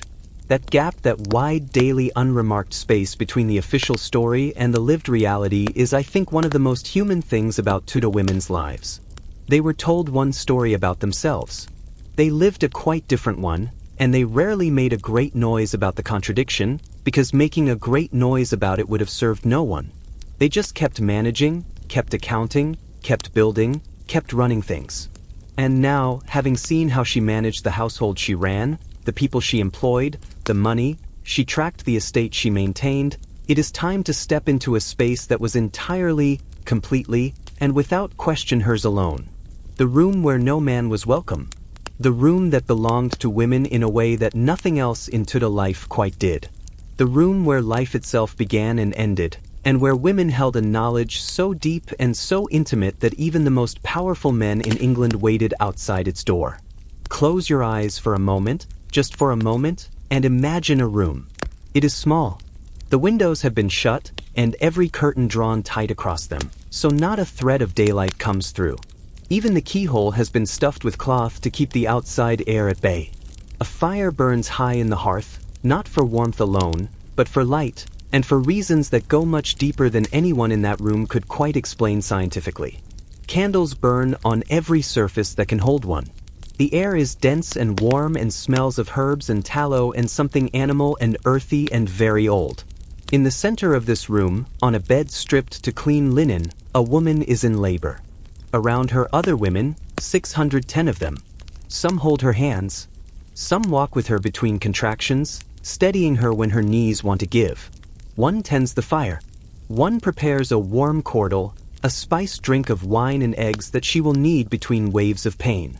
One kneels near the foot of the bed, experienced watchful calm. No man is in this room. No man is permitted in this room. Not the woman's husband, not her father, not the priest, not the physician, not the king himself if it came to that. This is the birthing chamber of Tudor England, and it is in ways historians are only recently beginning to fully appreciate one of the most remarkable spaces in the entire history of women. Let us start with the word that Tudor people used for the women who gathered around a laboring woman. They were called gossips. Not gossips in the modern diminished sense of the word, people whispering malicious things about neighbors over a fence. The original meaning of the word was entirely different. It came from the Old English god sib, literally God's sibling, a spiritual relative, someone bound to you not by blood but by the shared experience of standing in witness at the threshold of new life. A Tudor woman preparing to give birth would, in the weeks before her labor, send personal invitations to the women she wanted present. She chose them carefully. These were her closest female allies, her mother if she was living, her sisters and aunts, her dearest neighbors, the women whose judgment she trusted, and whose hands she wanted holding hers when the moment came. In a middling household there might be half a dozen gossips, in a great one many more. This gathering of women around a laboring woman was not merely emotional support, though it was certainly that. It was a formal social institution with its own protocols and expectations and rituals. The gossips helped prepare the birthing chamber. They kept the fire going and maintained the carefully regulated atmosphere the midwife required. They brought food and drink. They stayed through the entire labor, however long it lasted. And after the birth, they remained for days, sometimes weeks, tending the new mother during what was called the lying-in period, when she rested and recovered in the same closed, female-governed world. Here is something I keep thinking about. For the duration of that lying-in period, a Tudor woman's domestic obligations were completely suspended. Her husband could not make demands of her. The household ran without her.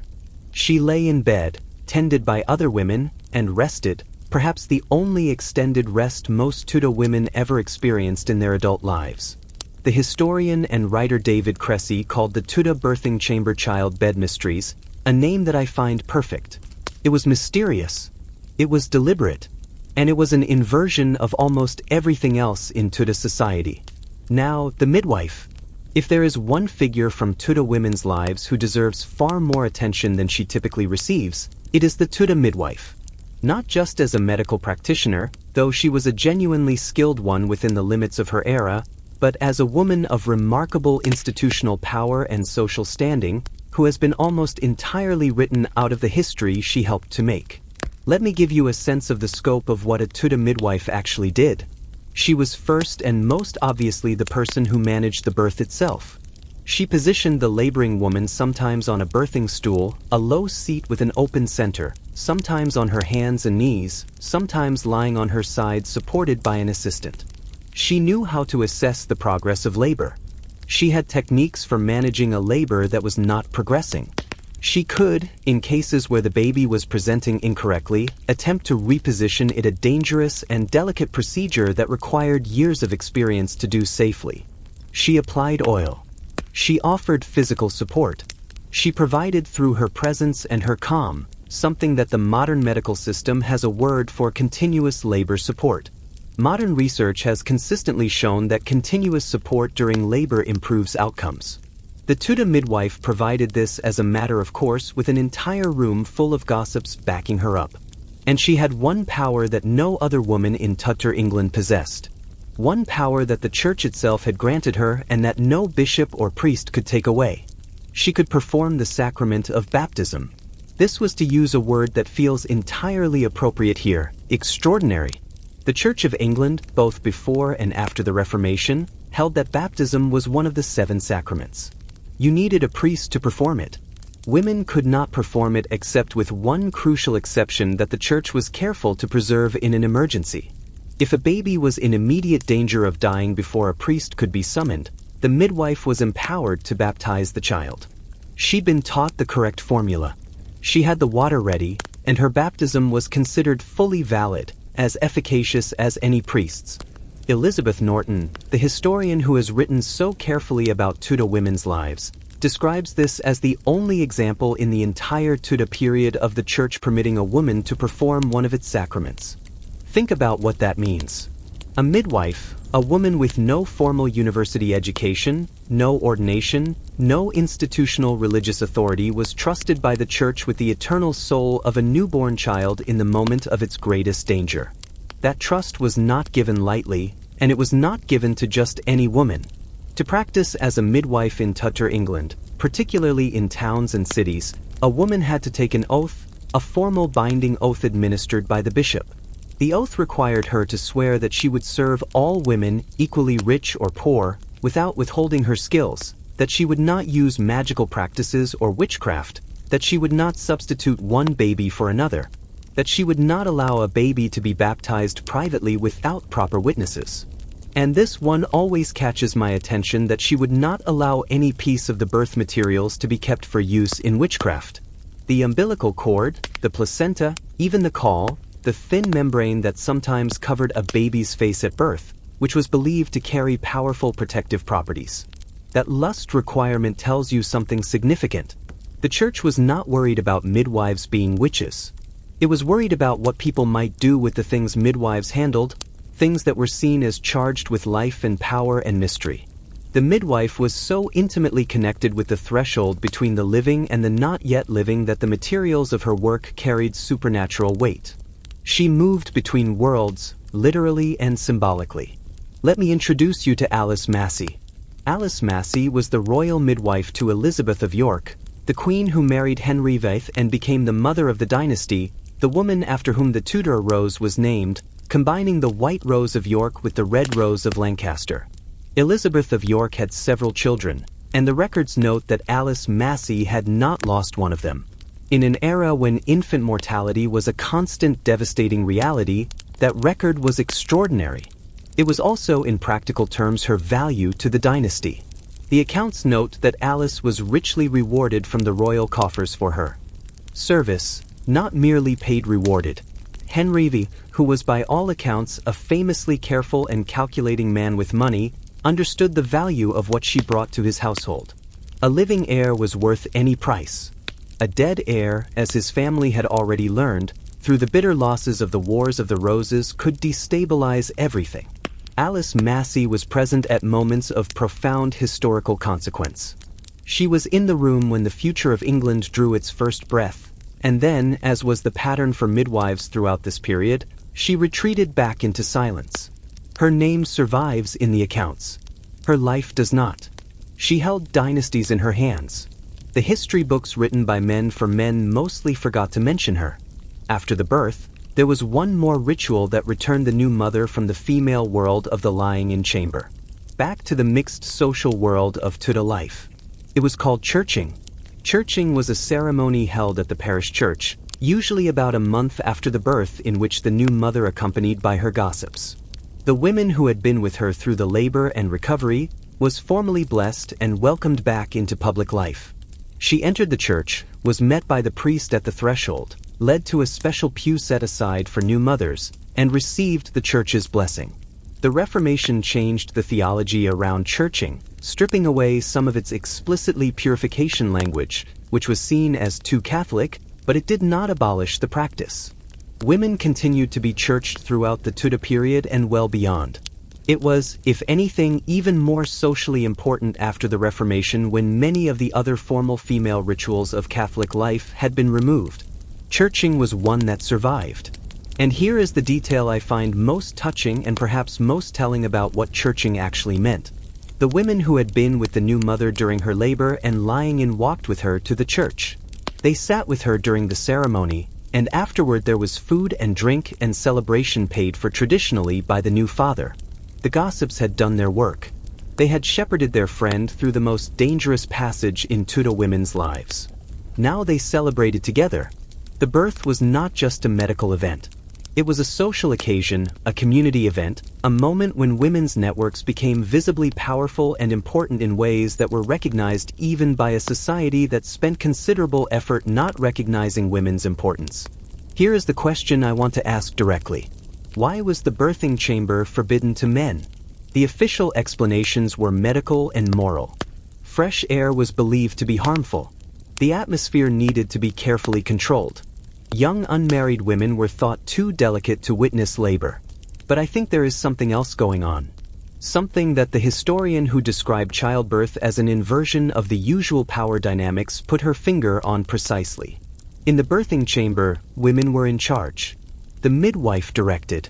The gossips served as both practical support and social witnesses.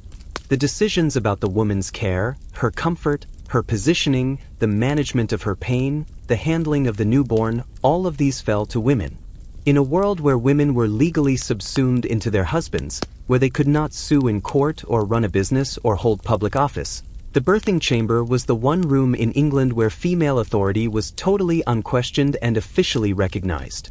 Men were not excluded because they were untrustworthy. They were excluded because this space belonged to women in a way that almost nothing else did, and the women who inhabited it knew it. There is a reason the word gossip, the word for the women who gathered around a laboring woman, eventually shifted in meaning to describe idle talk and rumor. It happened, scholars argue, as the authority of women's networks came under increasing suspicion during the 17th century. The intimacy of the birthing chamber, the networks it built and sustained. The knowledge it housed, all of this eventually became threatening to the men who were making decisions about who was allowed to participate in medicine. By the 17th century, male physicians had begun campaigning to enter the birthing room. By the 18th century, they had largely succeeded, but during the Tudor period, throughout almost the entire sweep of our story, the room held. The curtains stayed drawn. The midwife kept her place, and the gossip surrounded the woman at the center of it all, passing forward the oldest knowledge women carried. And when the new mother finally rose from her lying in, when she was churched and welcomed back, when the gossips dispersed to their own households and lives, she returned to a world that was already beginning to press forward toward evening, toward the hours we have not yet explored. Because everything we've seen so far has been the daylight half of a Tudor woman's life. And the hours after dark contain their own extraordinary world. There is something waiting for us in the evening in the candle-lit hours before sleep that will change how you think about rest, about time, and about what women did when the rest of the world finally went quiet. Then let me ask you something a little personal. When you hear the phrase Tudor hygiene, what is the first image that pops into your head? Because I suspect, and I say this with complete affection, it probably involves some combination of unwashed bodies, layers of perfume masking something deeply unpleasant underneath, and a general assumption that anyone living 500 years ago was simply irredeemably fragrant in the wrong direction. That image is so deeply embedded in the popular imagination that it has become almost a shorthand for the whole era. Tudor England equals people who smelled terrible and wore flowers around their necks to cope with it. I want to spend this part of our journey dismantling that story carefully because the reality of how Tudor women understood, managed, and maintained cleanliness is far more interesting and far more scientifically defensible than the cartoon version most of us carry around. Let us begin with the fundamental principle that organized Tudor thinking about the body and cleanliness because it governed almost everything else. The Tudor did not know about bacteria. Germ theory was centuries away. But they had a working theory of infection. A theory that turned out to be wrong in its specific mechanisms, but remarkably practical in some of its prescriptions. It was called miasma theory. The idea was that disease entered the body through the air through foul putrefying air called miasma, and that the skin's pores were a route of entry for these dangerous vapors. Now, if you accept that premise, if you genuinely believe that opening your pores makes you vulnerable to airborne illness, then several of the hygiene practices of Tudor England that seem bizarre to us suddenly make complete logical sense. The physician Thomas Moulton, writing in the middle of the 16th century, warned explicitly against full hot water bathing on the grounds that it opened the pores and made the venomous air enter to infect the blood. He meant this sincerely as a medical recommendation, and many Tudor people took it seriously. But here is the crucial thing. Not bathing in a tub did not mean not being clean. Because Tudor women had a different theory of cleanliness, one built around something much simpler than hot water, much more practical than a weekly bath. And as Ruth Goodman's extraordinary experiments in historical living have demonstrated surprisingly effective in practice, that something was linen. The theory of linen cleanliness was not superstition. It was a coherent system. Linen worn directly against the skin was believed to draw sweat, grease, and bodily impurities out of the body through the fabric as it was worn. And then crucially you changed the linen. The dirt was in the cloth, not on your skin. Launder the cloth and you had cleansed yourself. Ruth Goodman, who spent extended periods living without modern bathing while wearing historical linen against her skin and changing it daily, was startled by what she found. Remarkably little body odor, better skin condition than usual, actually. The natural antibacterial properties of linen fiber combined with the daily removal and laundering of the garment absorbing bodily secretions produced cleanliness that could pass unnoticed in modern company.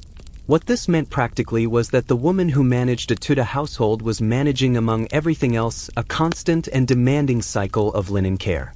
The household's linen shifts, shirts, sheets, tablecloths, pillowcases, all the fabric that touched human skin needed to be laundered regularly, kept white, and kept in repair.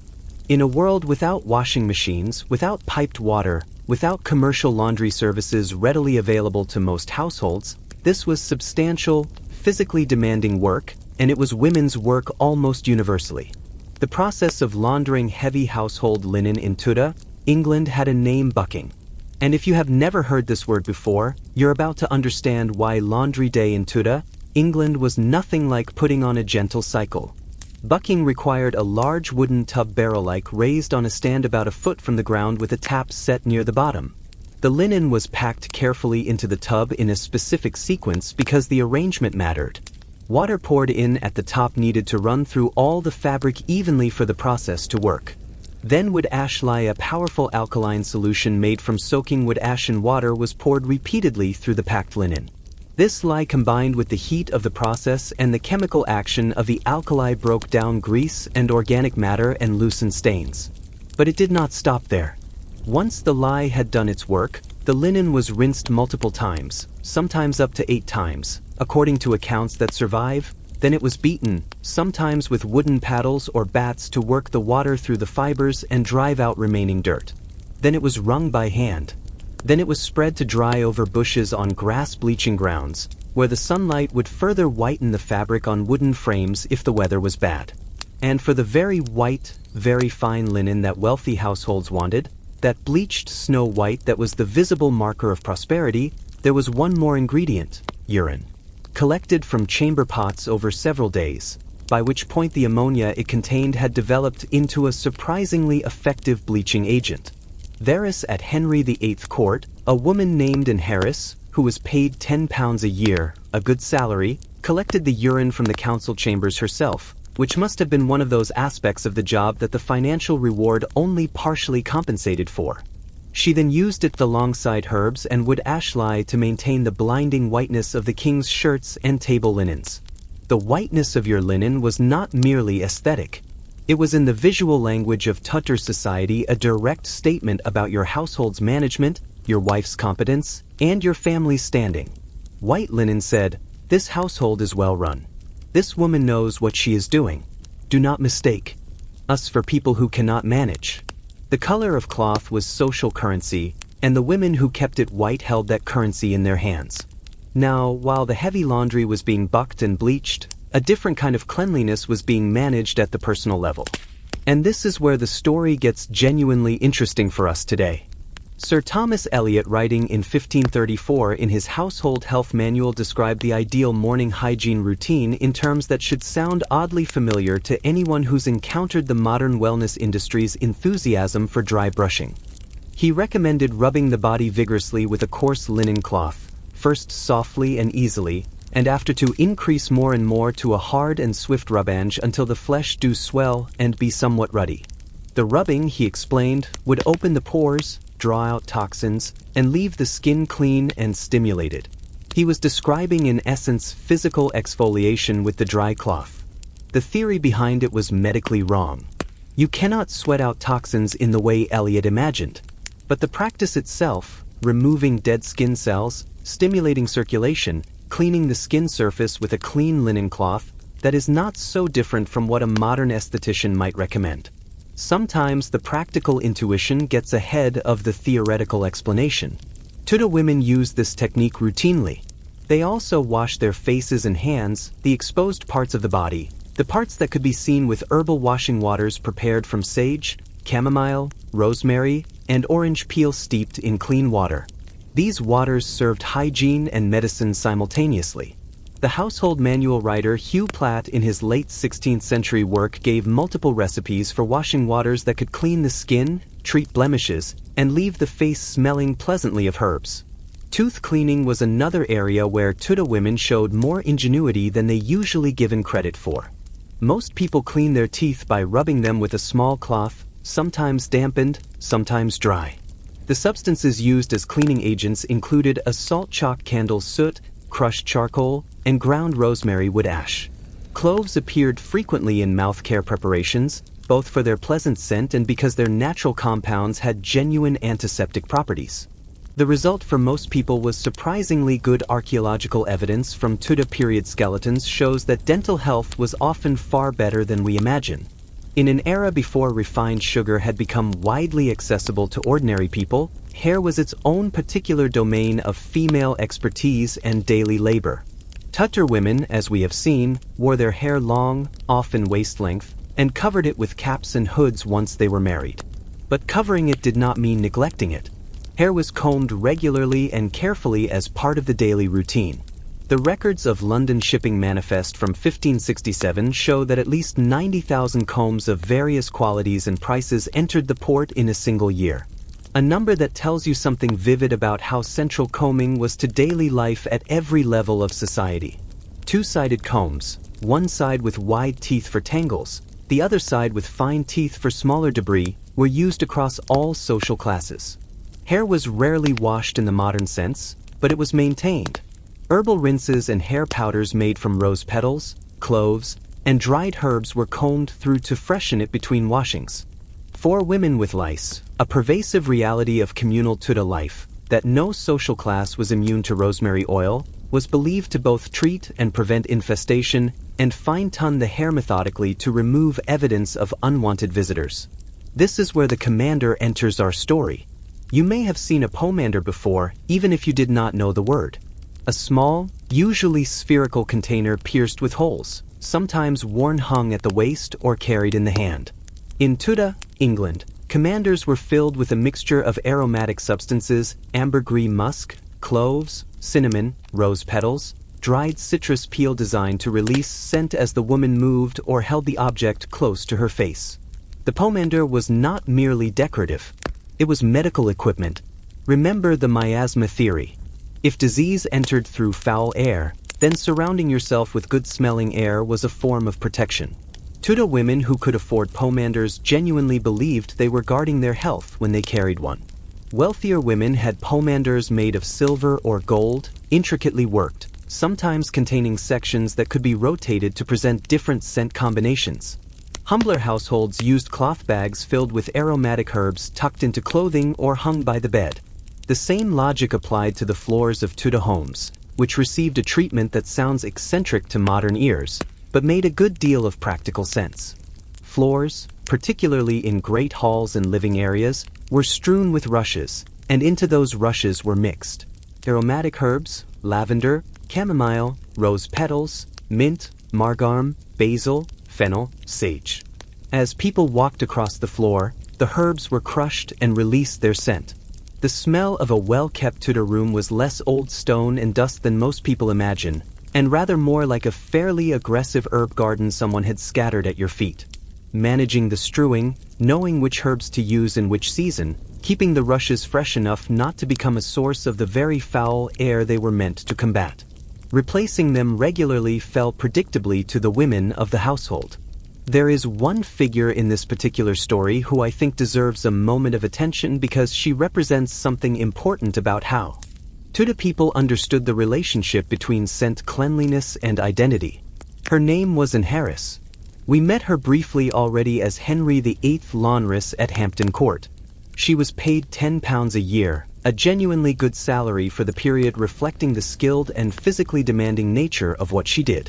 But her payment came with a specific condition written into her contract: she was required to provide her own soap.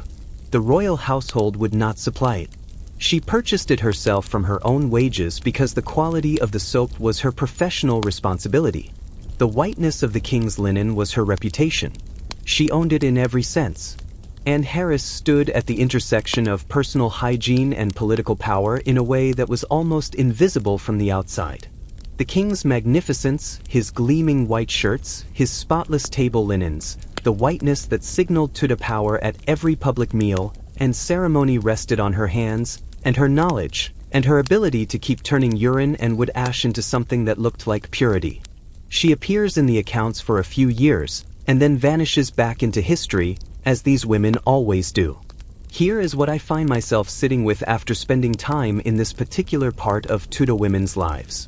We've built a narrative about the past one in which our ancestors were dirty, smelly, unhygienic people who did not understand cleanliness that is more comfortable for us than it is accurate. It allows us to feel that we have progressed, that we are cleaner, more civilized, more advanced. But Tudor women managed a sophisticated, internally consistent system of personal and household cleanliness. One built on linen, on herbal knowledge, on careful daily practice, and on a scientific theory that was wrong in its specifics, but practical in its outcomes. They understood that keeping fabric clean mattered. They understood that some plants had protective properties. They understood that a household that smelled of lavender and rosemary and well-laundered linen was a household making a statement about its care and competence. They just did not have the language of bacteria to describe why they were right. And every bit of that knowledge, the lye mixing and the herb strewing and the commander filling and the comb running and the careful management of scent as both medicine and social performance, sat in the hands of women. Women who did not write treatises about it. Women who did not publish manuals about it under their own names. Women who simply did it every day until the day they died and then taught it to their daughters. Which brings us quite naturally to a question I've been saving. Because all of this, all of the knowledge, all of the labor, all of the quiet daily expertise existed in a world that officially believed women were not suited to education, not suited to intellectual work, not suited to the life of the mind. So what happened when a Tudor woman decided to learn anyway? The answer is stranger and more surprising and in some ways more moving than anything we have covered so far. There is a moment that happened in the summer of 1550 at Bradgate Park in Leicester that has stayed in my mind ever since I first read about it. And I think it has stayed there because it captures something almost unbearably precise about what it meant to be an educated woman in Tudor England. A scholar named Roger Ascham, one of the finest Latin and Greek minds of his generation, tutor to the future Elizabeth I, came to visit the household of Henry Grey, the Duke of Suffolk. He arrived to find the park full of noise and activity, hunting parties, horses, the shouts and laughter of gentlemen and gentlewomen at their sport. He asked where the Duke's eldest daughter was. He was told she was upstairs. He climbed to her chamber and he found Lady Jane Grey, 13 years old, sitting alone in a room from which the noise of the hunt was completely audible, reading Plato's Phaedo in Greek, with, by his own account, an expression of complete absorption and something that looked very much like contentment. He asked her why she was not outside with the others. She looked up and she smiled and she said, "All their sport in the park is but a shadow to the pleasure that I find in Plato." And then she said something else. She said that the only time she was ever truly at peace was when she was studying. That with her parents, for whom nothing she did was ever quite right. Whether she spoke or stayed silent, sat or stood, sewed or played, she felt as though she were in a kind of constant strain. But here, alone with her books, she was free. I have thought about that exchange many times. A teenage girl alone in a room with Plato, while everyone around her hunted, choosing the life of the mind over the life everyone expected of her, and finding in that choice the only version of freedom available to her. Let me set the scene for what education actually looked like for women in Tudor England, because it was far more complicated and in places far more surprising than most histories acknowledge. The official position of Tudor society on women and learning was deeply ambivalent, and that ambivalence was almost never resolved cleanly in either direction. On one hand, you had the humanist movement, the intellectual revolution that swept through Renaissance Europe and arrived in England with scholars like Thomas More and Erasmus and the Spaniard Juan Luis Vives. These men believed against the grain of a lot of medieval thought that women were capable of genuine intellectual development. They argued for educating women particularly in languages in the moral philosophy of classical antiquity in scripture and theology. But read that argument carefully and you will notice something. Whose influential text on the education of women was one of the most read books on the subject of the whole century, recommended that women study Latin, Greek, and moral philosophy, and then recommended that they not study mathematics, science, or government because those were masculine subjects. The purpose of educating a woman in the humanist framework was to make her a more virtuous wife, a more competent mother, a more devout Christian. It was not to develop her as an independent intellectual.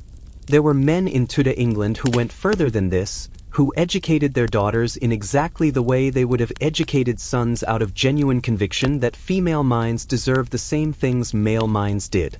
Thomas More was the most famous of them. His daughter Margaret More Rohr was probably the most learned woman in England during the early Tudor period, fluent in Latin and Greek, capable of holding scholarly correspondence with Erasmus himself. And around these unusual fathers and their unusual daughters, a whole small ecosystem of female scholarship quietly flourished, rarely named, rarely publicized, but real. This is where the Cook family enters our story, and I find them consistently astonishing. Sir Anthony Cook was a scholar from Essex who became the tutor to the young King Edward V/6, the boy king who followed Henry VIII. He had 5 daughters, and he educated every one of them in the same rigorous classical curriculum he had designed for the king. Latin, Greek, theology, history, the moral philosophers of antiquity. His eldest daughter Mildred married William Seal, the man who would become Elizabeth I's most trusted minister, her chief secretary, the person historians often credit as the architect of Elizabeth and stability. Mildred Seal, born around 1526, spoke Greek as fluently as she spoke English. Roger Ascham, the same Ascham who found Lady Jane Grey with her Plato, described her as one of only 2 women in England who had achieved true mastery of the Greek language. The other woman he mentioned was Lady Jane Grey herself, Mildred Cecil's library. The books she owned accumulated across her lifetime contained at least 38 identified volumes in Greek, Latin, Hebrew, and several modern languages, texts of classical philosophy, patristic theology, medical works, the poetry of Sophocles and Pindar in the original Greek.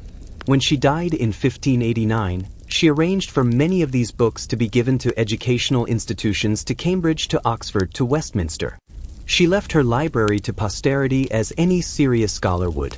Her husband's epitaph for her carved on her monument at Westminster Abbey described her as far beyond the race of womankind. It was meant as the highest of praise, and it is in its way. But I always stop at that phrase and think about what it required a woman to do to be praised in that era. She had to transcend her sex entirely in the eyes of the men who evaluated her. She could not simply be a brilliant woman. She had to be, in their estimation, essentially not quite a woman at all. That is not a compliment. It is dressed in very polite language a description of the walls she had scaled. Her sister and cook, who married Nicholas Bacon and became the mother of Francis Bacon the philosopher, translated from Latin into English.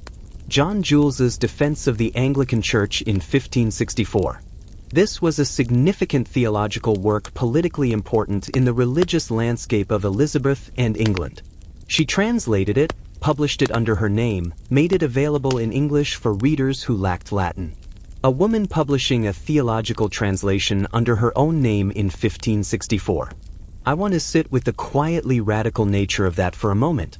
In a world where Richard Hired, an otherwise perfectly reasonable scholar, had written only a few decades earlier that he had heard it argued that education would inflame the stomachs of women toward vice, and that Latin and Greek learning in a female was very noisome and jeopardous in that world. Ankic put her name on a published theological text and invited the intellectual community to engage with her work. They did. They cited it. It was reprinted. Her scholarship was taken seriously in the limited and qualified way that women's scholarship ever was in this period. Then there is Catherine Parr. the sixth wife of Henry VIII, the one who outlived him, the only one who did. Catherine Parr is often remembered in popular histories primarily in relationship to Henry, his last wife, the careful one who managed to survive. But this reading of her life is so incomplete as to be almost misleading.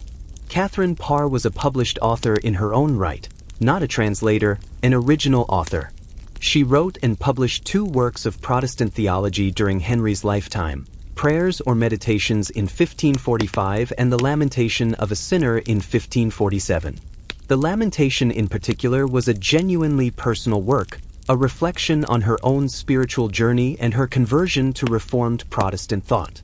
It was reprinted multiple times, read widely, cited by contemporaries. A reigning Queen of England had written a theological argument and published it under her own name. The scholars who have studied her work most carefully argue that she deserves to be understood as a genuine intellectual of the Reformation, not merely as Henry's wife or as Elizabeth's stepmother. She was also not incidentally the person who brought Lady Jane Grey into her household. Jane went to live with Catherine and Thomas Seymour when she was around 10 years old, and by multiple accounts those years before Catherine's death in childbirth in 1548 were among the happiest and most intellectually rich of Jane's short life. 2 scholars under the same roof, one a queen, one a child, both reading, both thinking, both finding in books what the world around them did not fully offer. But I do not want to leave you with only these exceptional women, because I think the exceptional cases can obscure something just as important. Alongside the daughters of Sir Anthony Cook, alongside Catherine Parr and Margaret Morrowper, and the tiny number of women whose scholarly achievements left enough of a record to survive, there were thousands of other women whose relationship to learning was quieter, less formal, and almost entirely invisible to history. Women who taught themselves to read from the family Bible because the Protestant Reformation insisted on personal engagement with Scripture. And suddenly it mattered that ordinary people could access the text themselves. Women who spent years learning to write in a careful, clear hand, producing the household accounts and letters that kept their family's affairs in order. Women who read the few printed books that made it into their hands, printed books which the press had made cheaper and more available than anything that had come before, in the hours after the children were in bed and the fire was banked and the house was as quiet as it ever got. The historian Elizabeth Norton, in her careful study of Tudor women's lives, notes that literacy rates among women rose substantially across the Tudor period, driven in large part by the Reformation's emphasis on reading the Bible in English. At the beginning of Henry II's reign, female literacy among ordinary people was rare. By the end of Elizabeth I's reign, it was not uncommon, particularly in towns, particularly among the daughters of tradespeople and merchants who had both the means and the motivation to invest in their children's reading. The printing press was as revolutionary for Tudor women as it was for anyone else. Perhaps more so because for women it offered something that no other institution of the age was willing to provide: access to knowledge without requiring anyone's permission. I keep coming back to Lady Jane Grey in her room at Bradgate and to a small detail of Roger Ascham's account that often gets overlooked. He arrived at the house. He was told the girl was upstairs. He climbed to her room and she was there, not with a tutor, not in a lesson, not performing her learning for anyone. She was alone reading Plato in the middle of a summer afternoon because that was what she chose to do with her time when no one was watching. The not watching is important. The learning that Tudor women did in the spaces no one bothered to observe, that quiet, persistent, mostly unrecorded intellectual life, is the part of the story that the history books cannot quite reach. We know it happened because of the occasional flash of evidence that survives a woman's letter that quotes extensively from a classical text suggesting she had read it. A will that lists books, a marginal annotation in a surviving volume, a recipe book that slides without apology into a discussion of philosophical principles. They were learning in the corners, in the evenings, in the rooms where no one required anything of them, in the hours after the household was settled and before sleep came. And the fact that the world did not think to write it down does not mean it did not happen. It happened every day across Tudor England, in the flicker of candlelight, in the brief quiet between one demand and the next. And now, having followed her through the day, through the fire and the linen and the kitchen and the herb garden and the birthing room and the account books and the hour with her needle, and if she was lucky, the hour with her book, We have arrived at last where all of this was always heading, the night. Because the way Tudor women ended their days is one of the most surprising and in one specific detail, one of the most scientifically interesting chapters in this entire story. And it begins with a question that will sound very familiar to anyone who's ever laying awake at 2 o'clock in the morning staring at the ceiling and wondered why. Why am I awake right now? The answer, it turns out, is not that something is wrong with you. It is that you are remembering something your body has not entirely forgotten. The day is almost done. Supper has been eaten for most Tudor families. Something lighter than the midday meal. A pottage reheated over a low fire. Some bread and cheese, perhaps cold meat left from dinner if the household was prosperous enough to have leftovers worth speaking of. The eating happened early by our standards for most working families. Supper fell somewhere between 5 and 7 in the evening when daylight was still useful, but the main work of the day was genuinely winding down. And now comes the part of a Tudor woman's day that has almost no place in the history books at all. The closing of the house. This is not a dramatic phrase. It does not sound like much. But in Tudor England, in a world without electric lights, without locks that could be turned with a key card, without alarm systems or smoke detectors, or any of the invisible safety infrastructure we rely on, without thinking, the process of closing a house for the night was a ritual of genuine importance, and it was in most households a woman's responsibility. She moved through the rooms in sequence. The fire in the main hearth, the central fire that had been burning since before dawn, that had cooked every meal and heated every pot, and provided every scrap of warmth and light the family had used for 16 or more hours, needed to be managed carefully.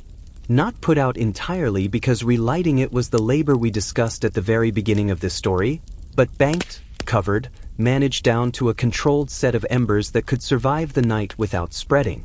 The word curfew, as I mentioned early in our journey, comes directly from this moment. The French phrase croire, cover the fire. The evening bell that rang across Tudor towns and cities was literally a signal it is time for the woman of the house to cover her fire. It was a fire safety measure disguised as a curfew. And the word has followed us forward 500 years while almost no one remembers where it started. Along with the fire, she checked the food stores. Anything that needed to be secured against mice or rats, which were a constant, inescapable feature of Tudor domestic life, was put away. The bread was wrapped or stored in a hutch. The cheese was covered. The remnants of supper were dealt with. A household that left food uncovered overnight was a household that would wake to evidence of unwanted visitors. And dealing with those consequences was her problem, too. Then the doors. In a world of genuine nighttime danger, of thieves, of vagrants, of the kinds of people who move through the darkness in an era without street lighting locking the house mattered. The woman checked the bolts, made sure the shutters were secured, made sure, in a phrase that appears in Tudor household ordinances and domestic advice manuals, that all was well and safely kept for the night. She was the last line of security between her sleeping household and the dark. Before she herself prepared for sleep, there was one more thing, and this one has survived in modified form all the way into our present. The posset. A posset was a warm drink made in the evening as a preparation for sleep. The basic recipe combined warm ale or wine with eggs, cream and spices, cinnamon, ginger, sometimes a little sugar if the household could afford it. The mixture was heated carefully. The ale added to the eggs in a way that caused it to curdle slightly into a thick, warm, spiced comfort in a cup. It was meant to be soothing, warming, and mildly soporific. And the spices in it, cinnamon especially, along with nutmeg and ginger, were chosen partly for flavor and partly because they were believed within the humoral medical framework to be warming foods that would help the body balance itself for rest. Tudor recipe books survive with multiple posset variations. Some were enriched with rose water. Some were thickened with bread. Some incorporated specific herbal infusions, a little hops, which we now know actually does have mild sedative properties, or chamomile, which has genuine calming effects. In wealthier households, a posset could become quite elaborate. In humbler ones, it was warm ale and a beaten egg and whatever spice the family could stretch to. But across all the variations, the purpose was the same. It was a ritual closing of the day, a warm spice signal to the body that the demands of the waking hours were for now over. Does that sound familiar? Think about your own evening. The warm drink before bed, the chamomile tea, the warm milk, the hot chocolate. We have changed the ingredients considerably, but the impulse to close the day with warmth and ritual to ease the transition between waking and sleep that is 500 years old and counting. Then came the prayers. Evening prayers were as fundamental to the structure of a Tudor day as morning ones. The same logic that required a woman to open her day with prayer required her to close it that way, too. God's protection through the night was not assumed. It was asked for specifically, earnestly, often in the same words used by her mother and her grandmother before her. The prayer manuals that survive from the Tudor period, and there were many of them, produced in increasing numbers as the printing press made books more accessible across the latter half of the 16th century, contain specific prayers designated for the hours between sleeps, not for bedtime, between sleeps. Which is where our story takes its most surprising turn. Have you ever woken up in the middle of the night, not from a nightmare, not from a noise, just quietly, naturally, for no obvious reason, and lain there in the dark for an hour or so, thinking before drifting back off to sleep? If you have, I want you to know something that might genuinely change how you feel about it. You are not experiencing insomnia. You are not broken. You are not unusually anxious or constitutionally unable to sleep properly. You are, in a very specific and well-documented sense, experiencing the most natural sleep pattern that human beings have ever had. The historian Roger Akers of Virginia Tech spent years researching nocturnal life in pre-industrial Europe and America. His book, published in the early 2000s, is called A Day's Closed Night in Times Past. And in it, he uncovered something that has been sitting in plain sight in historical records for centuries, completely overlooked. More than 500 distinct references in diaries, court records, medical texts, literature, and letters in languages ranging from English to French to Italian to Latin described a pattern of sleep that modern people do not recognize as normal. But that was in Tudor England. And for centuries before it, completely ordinary people slept in two parts. They went to bed shortly after dark, in many cases by 8 or 9 in the evening. They slept for roughly 4 hours and then they woke. Not because something was wrong, not because they were anxious or ill, simply because that was what human bodies naturally did in the long dark of a pre-industrial night. This waking period, called the watch in many sources, lasted roughly 1 to 2 hours. And during it, Tudor people did all sorts of things. They prayed. This was specifically the time that those prayer manuals designated for the hours in between sleeps. They talked quietly with whoever was sharing their bed, which was often multiple people since private beds were a luxury of the wealthy. They thought through problems. They reflected on their dreams, and Tudor people took their dreams very seriously as messages from the divine and as signals about health and future events. Some people got up and tended to things, checked on a sick child, added wood to the banked fire, visited the privy.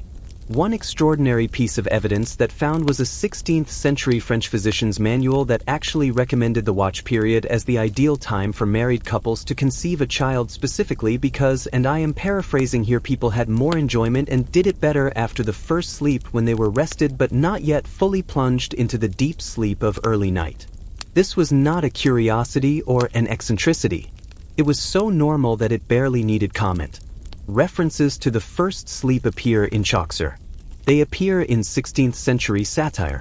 They appear in medical texts advising the correct sleeping position after the first sleep.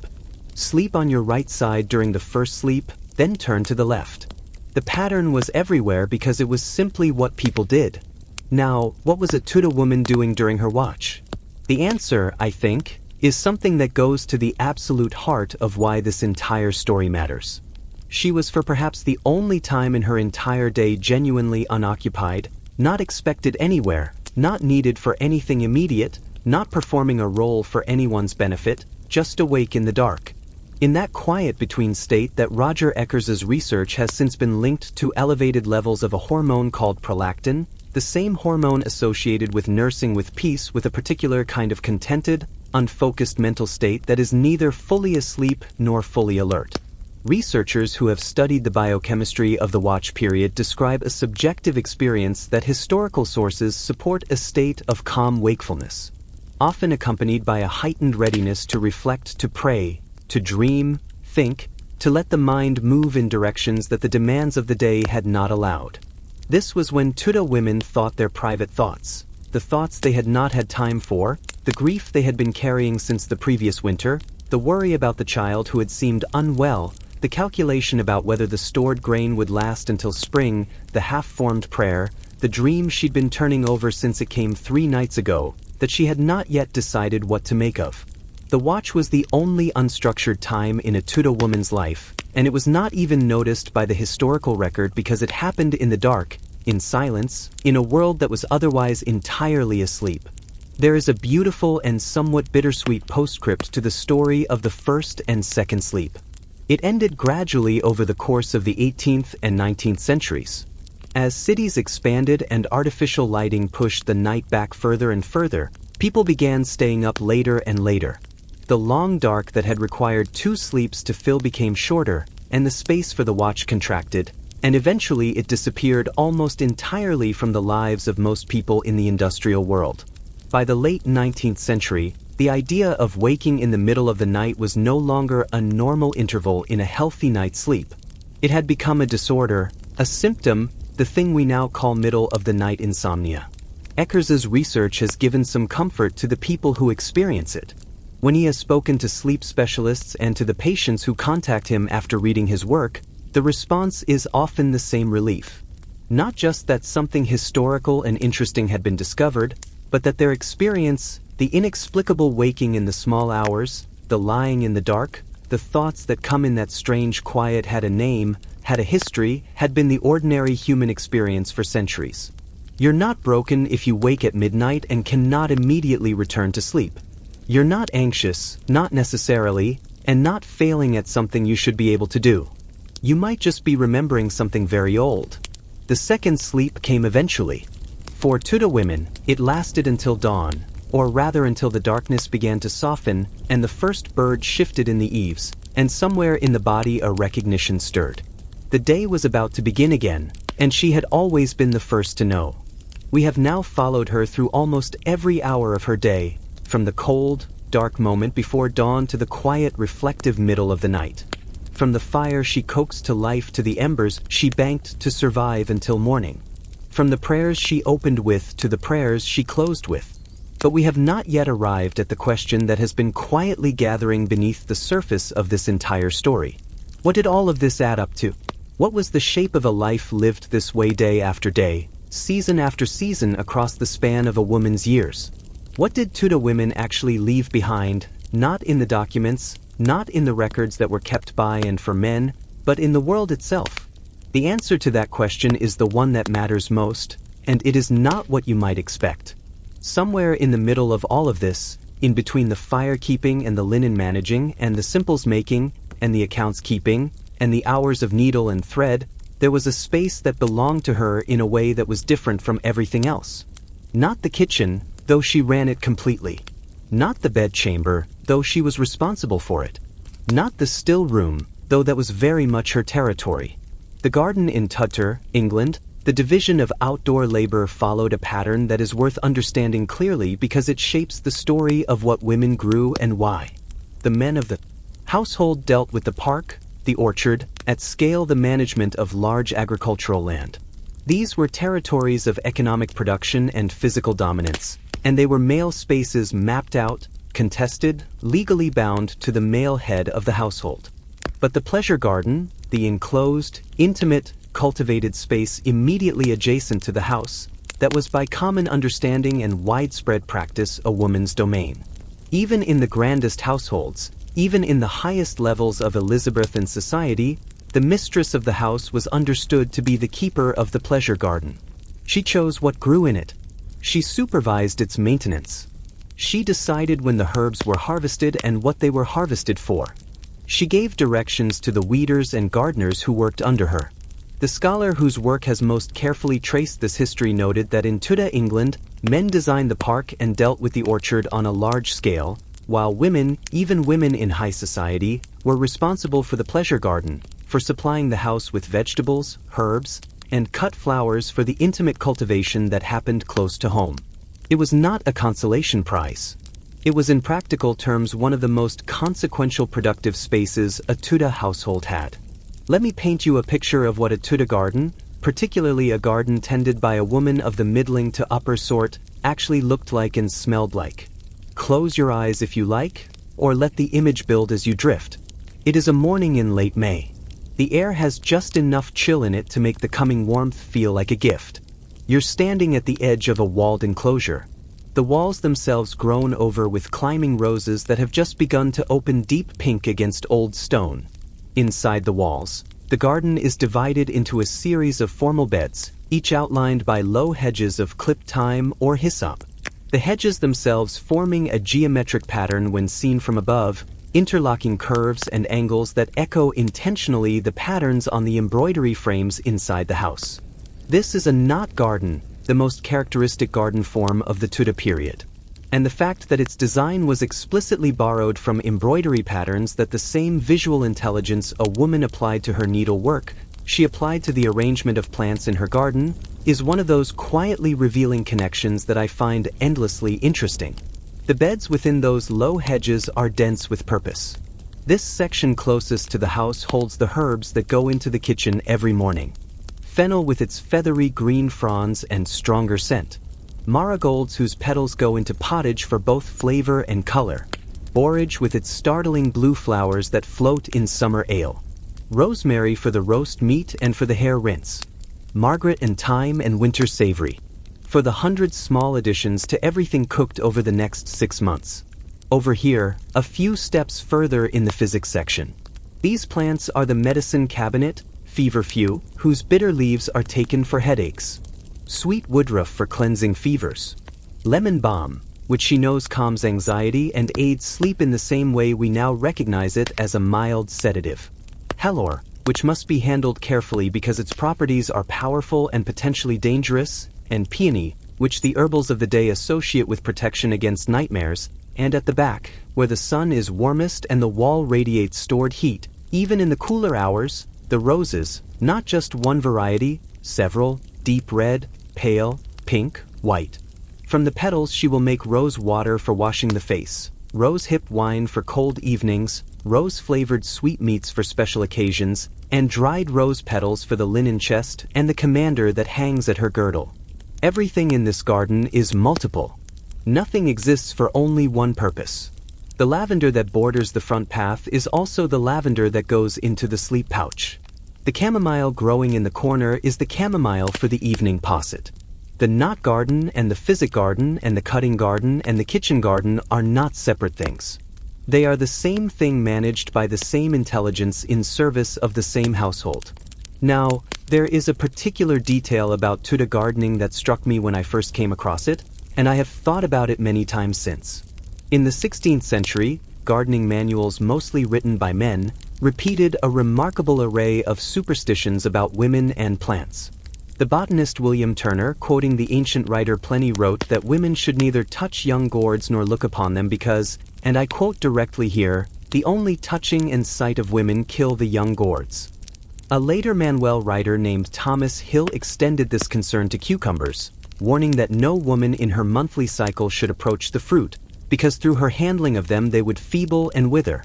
This same society that entrusted women with the management of the entire garden, the entire medicine chest, the entire domestic food supply, believed simultaneously that a woman's presence could wilt a cucumber. I am choosing not to editorialize about this because I think it editorializes itself rather eloquently.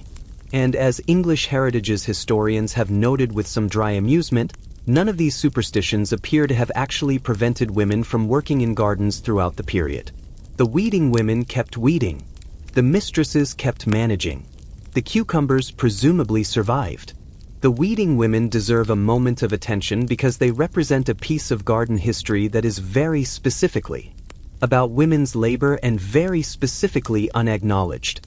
In great houses and manor houses throughout Tudor England, the most physically demanding and lowest status garden work the weeding of long formal beds on hands and knees. The removal of pest insects one by one, the repetitive backbreaking maintenance that made the beautiful gardens of the nobility possible was done by women hired specifically for this purpose. They were recorded in household accounts as weeding women or simply weeders. They were paid at rates below what male garden laborers received. They were almost never named in the records. They appear as a category of expenditure, a line item, a number. One of the grounds of Hampton Court Palace has accounts that record payments to weeding women, women hired to maintain the royal knot gardens, to keep the elaborate geometric patterns clean and precise, to do work that was invisible when done correctly and glaringly obvious when neglected. The royal gardens of England were maintained in part by the hands and knees of women whose names we do not know. But let me come back to something, because I said the pleasure garden was a woman's domain and that it was consequential, and I want to explain exactly what I mean by that. A garden was in Tudor England not merely a productive space. It was a language. The garden spoke status. The more elaborate and precisely maintained the knot garden, the wealthier and more well-managed the household it belonged to. When Elizabeth I made her famous summer progresses through England, those annual tours of the country during which she stayed at the great houses of her nobility and expected to be entertained magnificently, the gardens her hosts prepared for her arrival were among the most important statements they could make. Robert Dudley, the Earl of Leicester, prepared a garden at Kenilworth in 1575 for Elizabeth's visit that has been described as a theatrical wonder: fountains, fish ponds, elaborate aviary flowers, and fragrant herbs planted in designs of breathtaking complexity. The women of his household would have overseen the planting and the preparation in the months beforehand. The garden also spoke knowledge. A woman who maintained a sophisticated physic garden was demonstrating visibly and to all visitors that she had mastered a significant body of botanical and medical learning. Cardinal Wolsey, who was not by any reputation a sentimental man, once observed that a garden should act as refreshment of the very mind. He meant it in the physical and spiritual sense both. But for the women who tended them, gardens were also where knowledge was organized, tested, and made visible, and the gardens spoke care. The Tudor garden was at its most intimate level evidence of a woman's sustained attention to the needs of the people in her household. The herbs she grew determined what medicine she could make.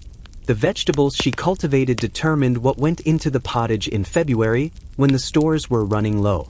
The roses she tended provided comfort and fragrance in a world that had very few luxuries that were not also practical. There is one woman I want to bring into this particular story because she demonstrates everything I have been trying to say about Tudor women and gardens in one surprisingly tender detail. Catherine Parr, the sixth wife of Henry VIII, the scholar, the published author whom we met earlier in this journey, is known in the historical record for many things: her learning, her survival, her writings. But there is a small note in the accounts at Hampton Court which records that Catherine ordered fresh flowers for her rooms, not just once, regularly enough that it was recorded as a notable expense. She wanted flowers, living ones, cut from the garden, brought inside a range where she could see them. This is not a political act. It is not a statement about religion or power or learning. It is simply a woman who wanted to look at flowers and who had enough standing to make sure she got them. And somehow in the middle of everything we know about her, all the careful navigation of a dangerous court, all the scholarly work, all the management of a household during the absences of a king whose moods were entirely unpredictable. That detail about the flowers feels like the most human thing of all. She wanted flowers in her room. She wanted something beautiful, something that had no purpose except to be there. Now, part 10 ended with a question: what did Tudor women leave behind? And the answer, as I have been turning it over in the garden of this story, is both more and less than most histories allow. The wills of Tudor women, those rare, precious documents that survive from the period, tell part of the story. When women of the middling sort wrote their wills, the objects they left behind reveal what they valued most. The feather beds appear constantly, the linen, the specific garments that had meaning. But so do other things: money left to the parish poor box, specific bequests to female relatives, to daughters and nieces and goddaughters. Knowledge left, not in writing, but in the objects through which knowledge was held: the recipe book, the box of medicines, the garden that would keep producing after she was gone. The Welsh widow in Jenkins, dying in 1570, left 40 shillings to her parish of Silgerin and 6 to its poor, a substantial sum for a woman of her station. She was not exceptional in this. Historians who have studied Tudor women will find over and over the same impulse. The impulse to give something to the community that had surrounded the whole of a life. The charity was specific, targeted, personal, not the grand gestures of powerful men endowing cathedrals or founding colleges, though a few Tudor women did those things too. More often it was the parish poor box, the local almshouse, the neighbor's daughter who needed help to marry, the specific, unglamorous, persistent care of the people immediately around them. And then there is what was left without anyone writing it down. The child who learned to read from her mother who had taught herself to read from the family Bible. The apprentice girl who learned her medicine from a neighbor who had learned it from her mother who had learned it from hers. The garden that outlasted its keeper, still producing rosemary and lavender and fennel for decades after the woman who planted it was gone. The remedy that worked passed from one household to the next until someone finally wrote it into a printed herbal under a man's name. The knowledge that women held in Tudor England was not primarily transmitted through institutions. It had no guilds to preserve it, no universities to codify it, no professional bodies to license it. It moved person to person, hand to hand, generation to generation through the quiet and completely unrecorded systems of female transmission that we've been tracing all the way through this story. And yet it moved somehow, despite every structural obstacle, despite the law that subsumed their identities into their husbands, despite the institutions that excluded them, despite the historical record that forgot their names, the knowledge moved. It arrived in the next generation and the one after. I keep returning to an image from the very beginning of our journey. A woman kneeling before a cold hearth in the pre-dawn dark, coaxing a spark into flame. I described her as the reason the day began. And she is, but she's also the reason the next day begins and the one after that. And 50 years of days after that in the hands of the daughter who watched her do it, and the granddaughter who learned it from the daughter, and the great-granddaughter who will never know the name of the woman who first learned how to keep a fire alive through the night. The legacy of Tudor women is not in the books mostly. It is not in the portraits. It is not in the parliament rolls or the court records or the guild registries. It is in the accumulated human knowledge of how to live, how to keep people warm and fed and clean and well, how to organize knowledge and transmit it, how to manage the impossible demands of a day that starts before dawn and ends somewhere past midnight and somehow in the middle of all of it. To find a moment of quiet, to look at flowers in a room, to read Plato when everyone else has gone hunting, to stitch a phoenix into a hanging when the words cannot be spoken aloud. We're almost at the end of this story, but not quite yet, because everything we have covered, every ordinary morning, every herb garden, every recipe for simples, every hour of candle-lit needlework, every quiet midnight waking, all of it was lived inside a world that had a shape we've not yet fully named. What was it actually like to be inside that shape? What did it feel like from the inside? To live within the constraints and the freedoms and the invisible competences of a Tudor woman's daily world. And what does it mean for us sitting here 500 years later finally paying attention? That is where we are going next. We have been traveling together for a long time now. Through the pre-dawn darkness and the first fire of the morning, through layers of linen and the geometric precision of a knot garden, through kitchens that smelled of fennel and would smoke, through still rooms where herbs were being distilled into medicine, through birthing chambers where men were not permitted, and women held the kind of authority the rest of the world had not thought to give them, through the quiet hours of needle and thread, through the midnight watching between the first sleep and the second, through the private room where a teenage girl sat alone reading Plato in Greek while the sound of the hunt drifted up from the park below. And now we have arrived at the question I promised you, the one that makes all of it matter. What was it actually like from the inside? I have been sitting with this question for a long time. Not just in the research, but in the quiet way a question stays with you. The way it turns over in the back of the mind during the ordinary moments of an ordinary day. When you light a stove and think about what it took to start a fire with flint and steel.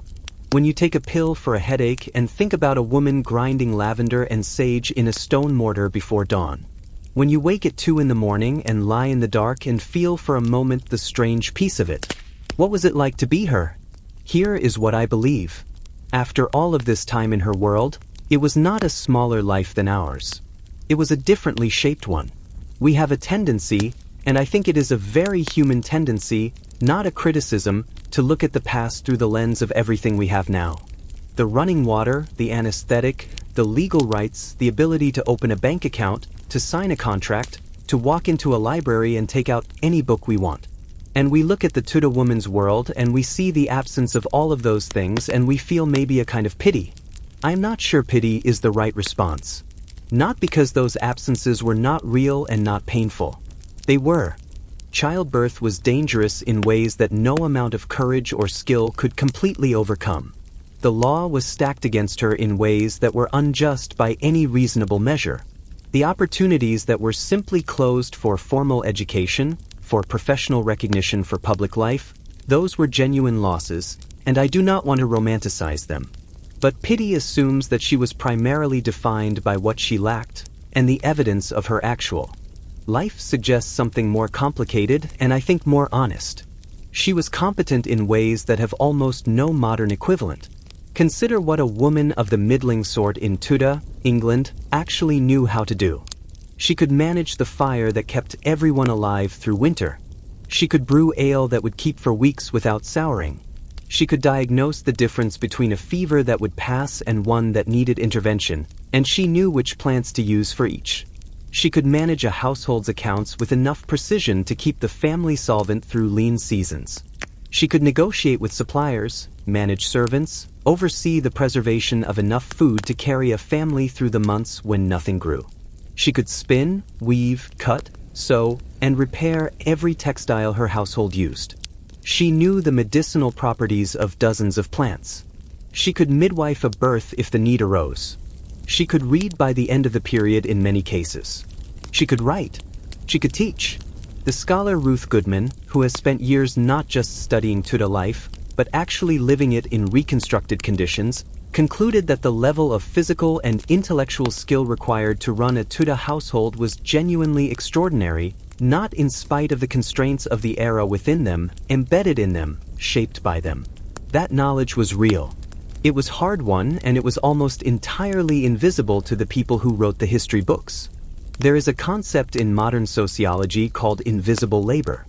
The work that keeps everything functioning but that goes unnoticed precisely because it is done well.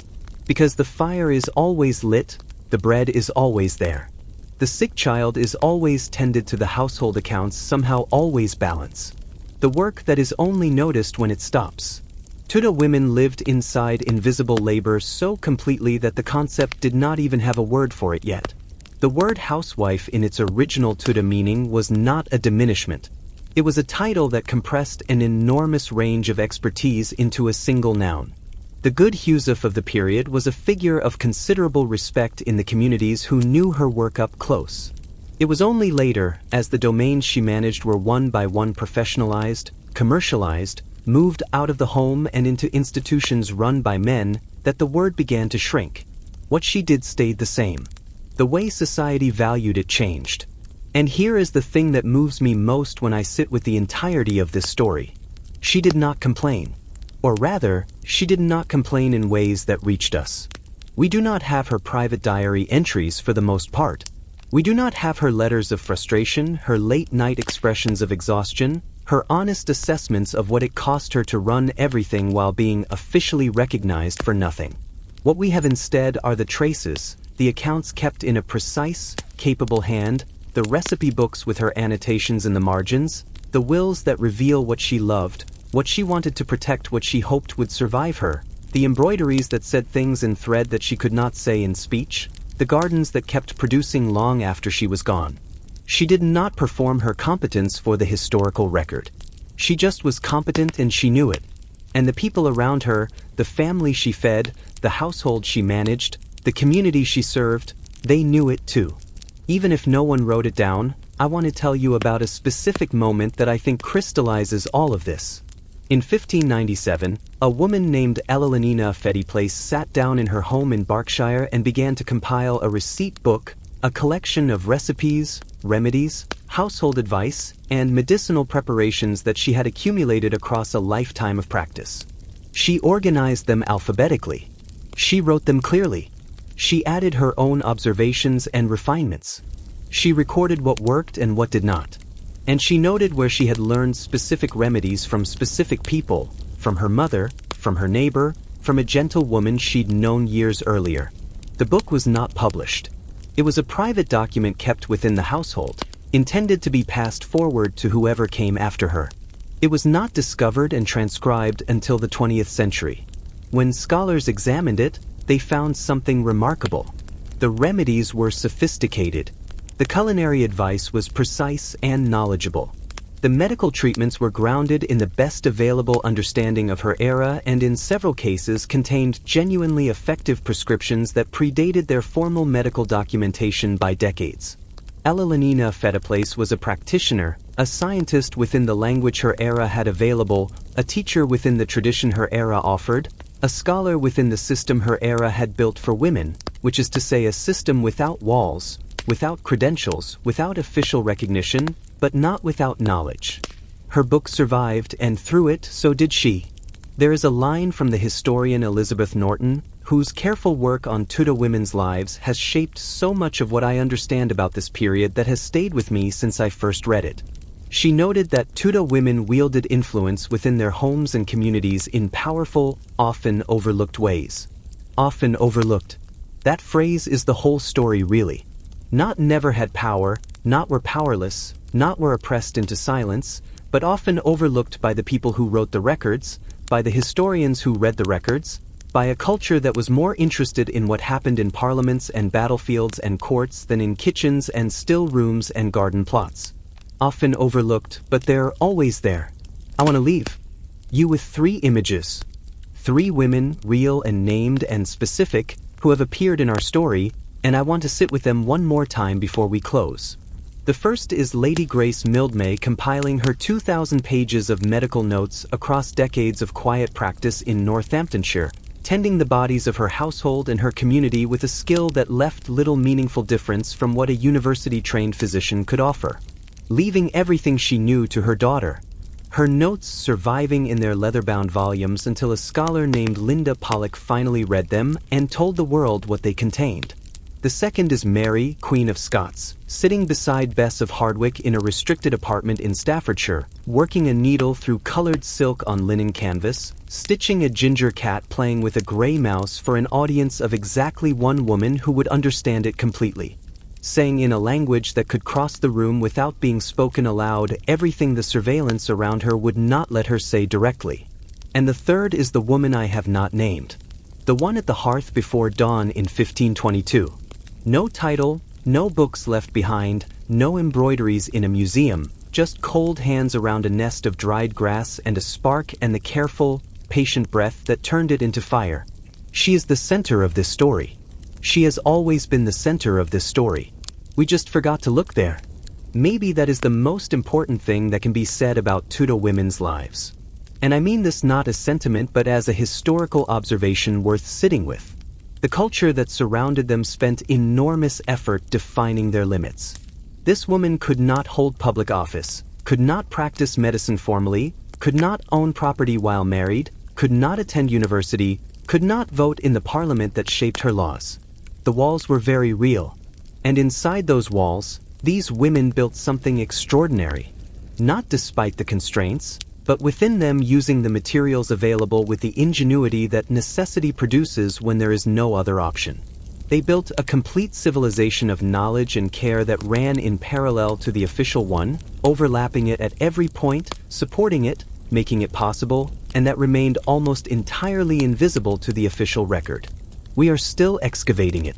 Every decade, new scholarship recovers another piece, another receipt book, another collection of household accounts, another embroidery examined and reinterpreted, another will studied and found to contain more than it first appears. The work of finding Tudor women is ongoing because the work of forgetting them was so thorough. But here is what I find remarkable and genuinely hopeful about all of it. The forgetting was not total. Could not be total because the knowledge they carried did not stay still. It moved person to person, generation to generation through the continuous unrecorded transmission of everything one woman knew to the next one who would need it. The fire at the hearth this morning in your life. The practice of keeping things warm, keeping things going, making sure the people you love have what they need, has a lineage older than any institution, longer than any parliament, deeper than any law. It runs all the way back to a cold, dark morning in Tudor, England, and a woman kneeling on a stone floor and a small, bright flame that she refused to let go out. And so as the night grows quieter around you and the weight of the day begins to settle, I want to say one more thing. If you are the person in your household who tends the fire, whoever you are in whatever form that takes in your life, you are practicing something very old. Something that was always essential and frequently overlooked and never, not once actually optional. You come from a long line of people who made sure the day could begin. Thank you for walking through this story with me. Genuinely, thank you. We started before dawn in a cold Tudor cottage, and we followed one extraordinary ordinary woman across the full length of her day and into the night. We found her in the fire and the linen and the garden and the birthing chamber and the still room and the schoolroom and the accounts book and the quiet midnight hours between one sleep and the next. We found her over and over doing the work that kept everything alive. Work that history mostly forgot to mention, and that matters more than almost anything that history chose to remember instead. If something in this story stayed with you, if it made you see something differently or think about someone you know in a new light or simply kept you company through a quiet evening, then I am glad. That is why I tell these stories. That is why I will keep telling them.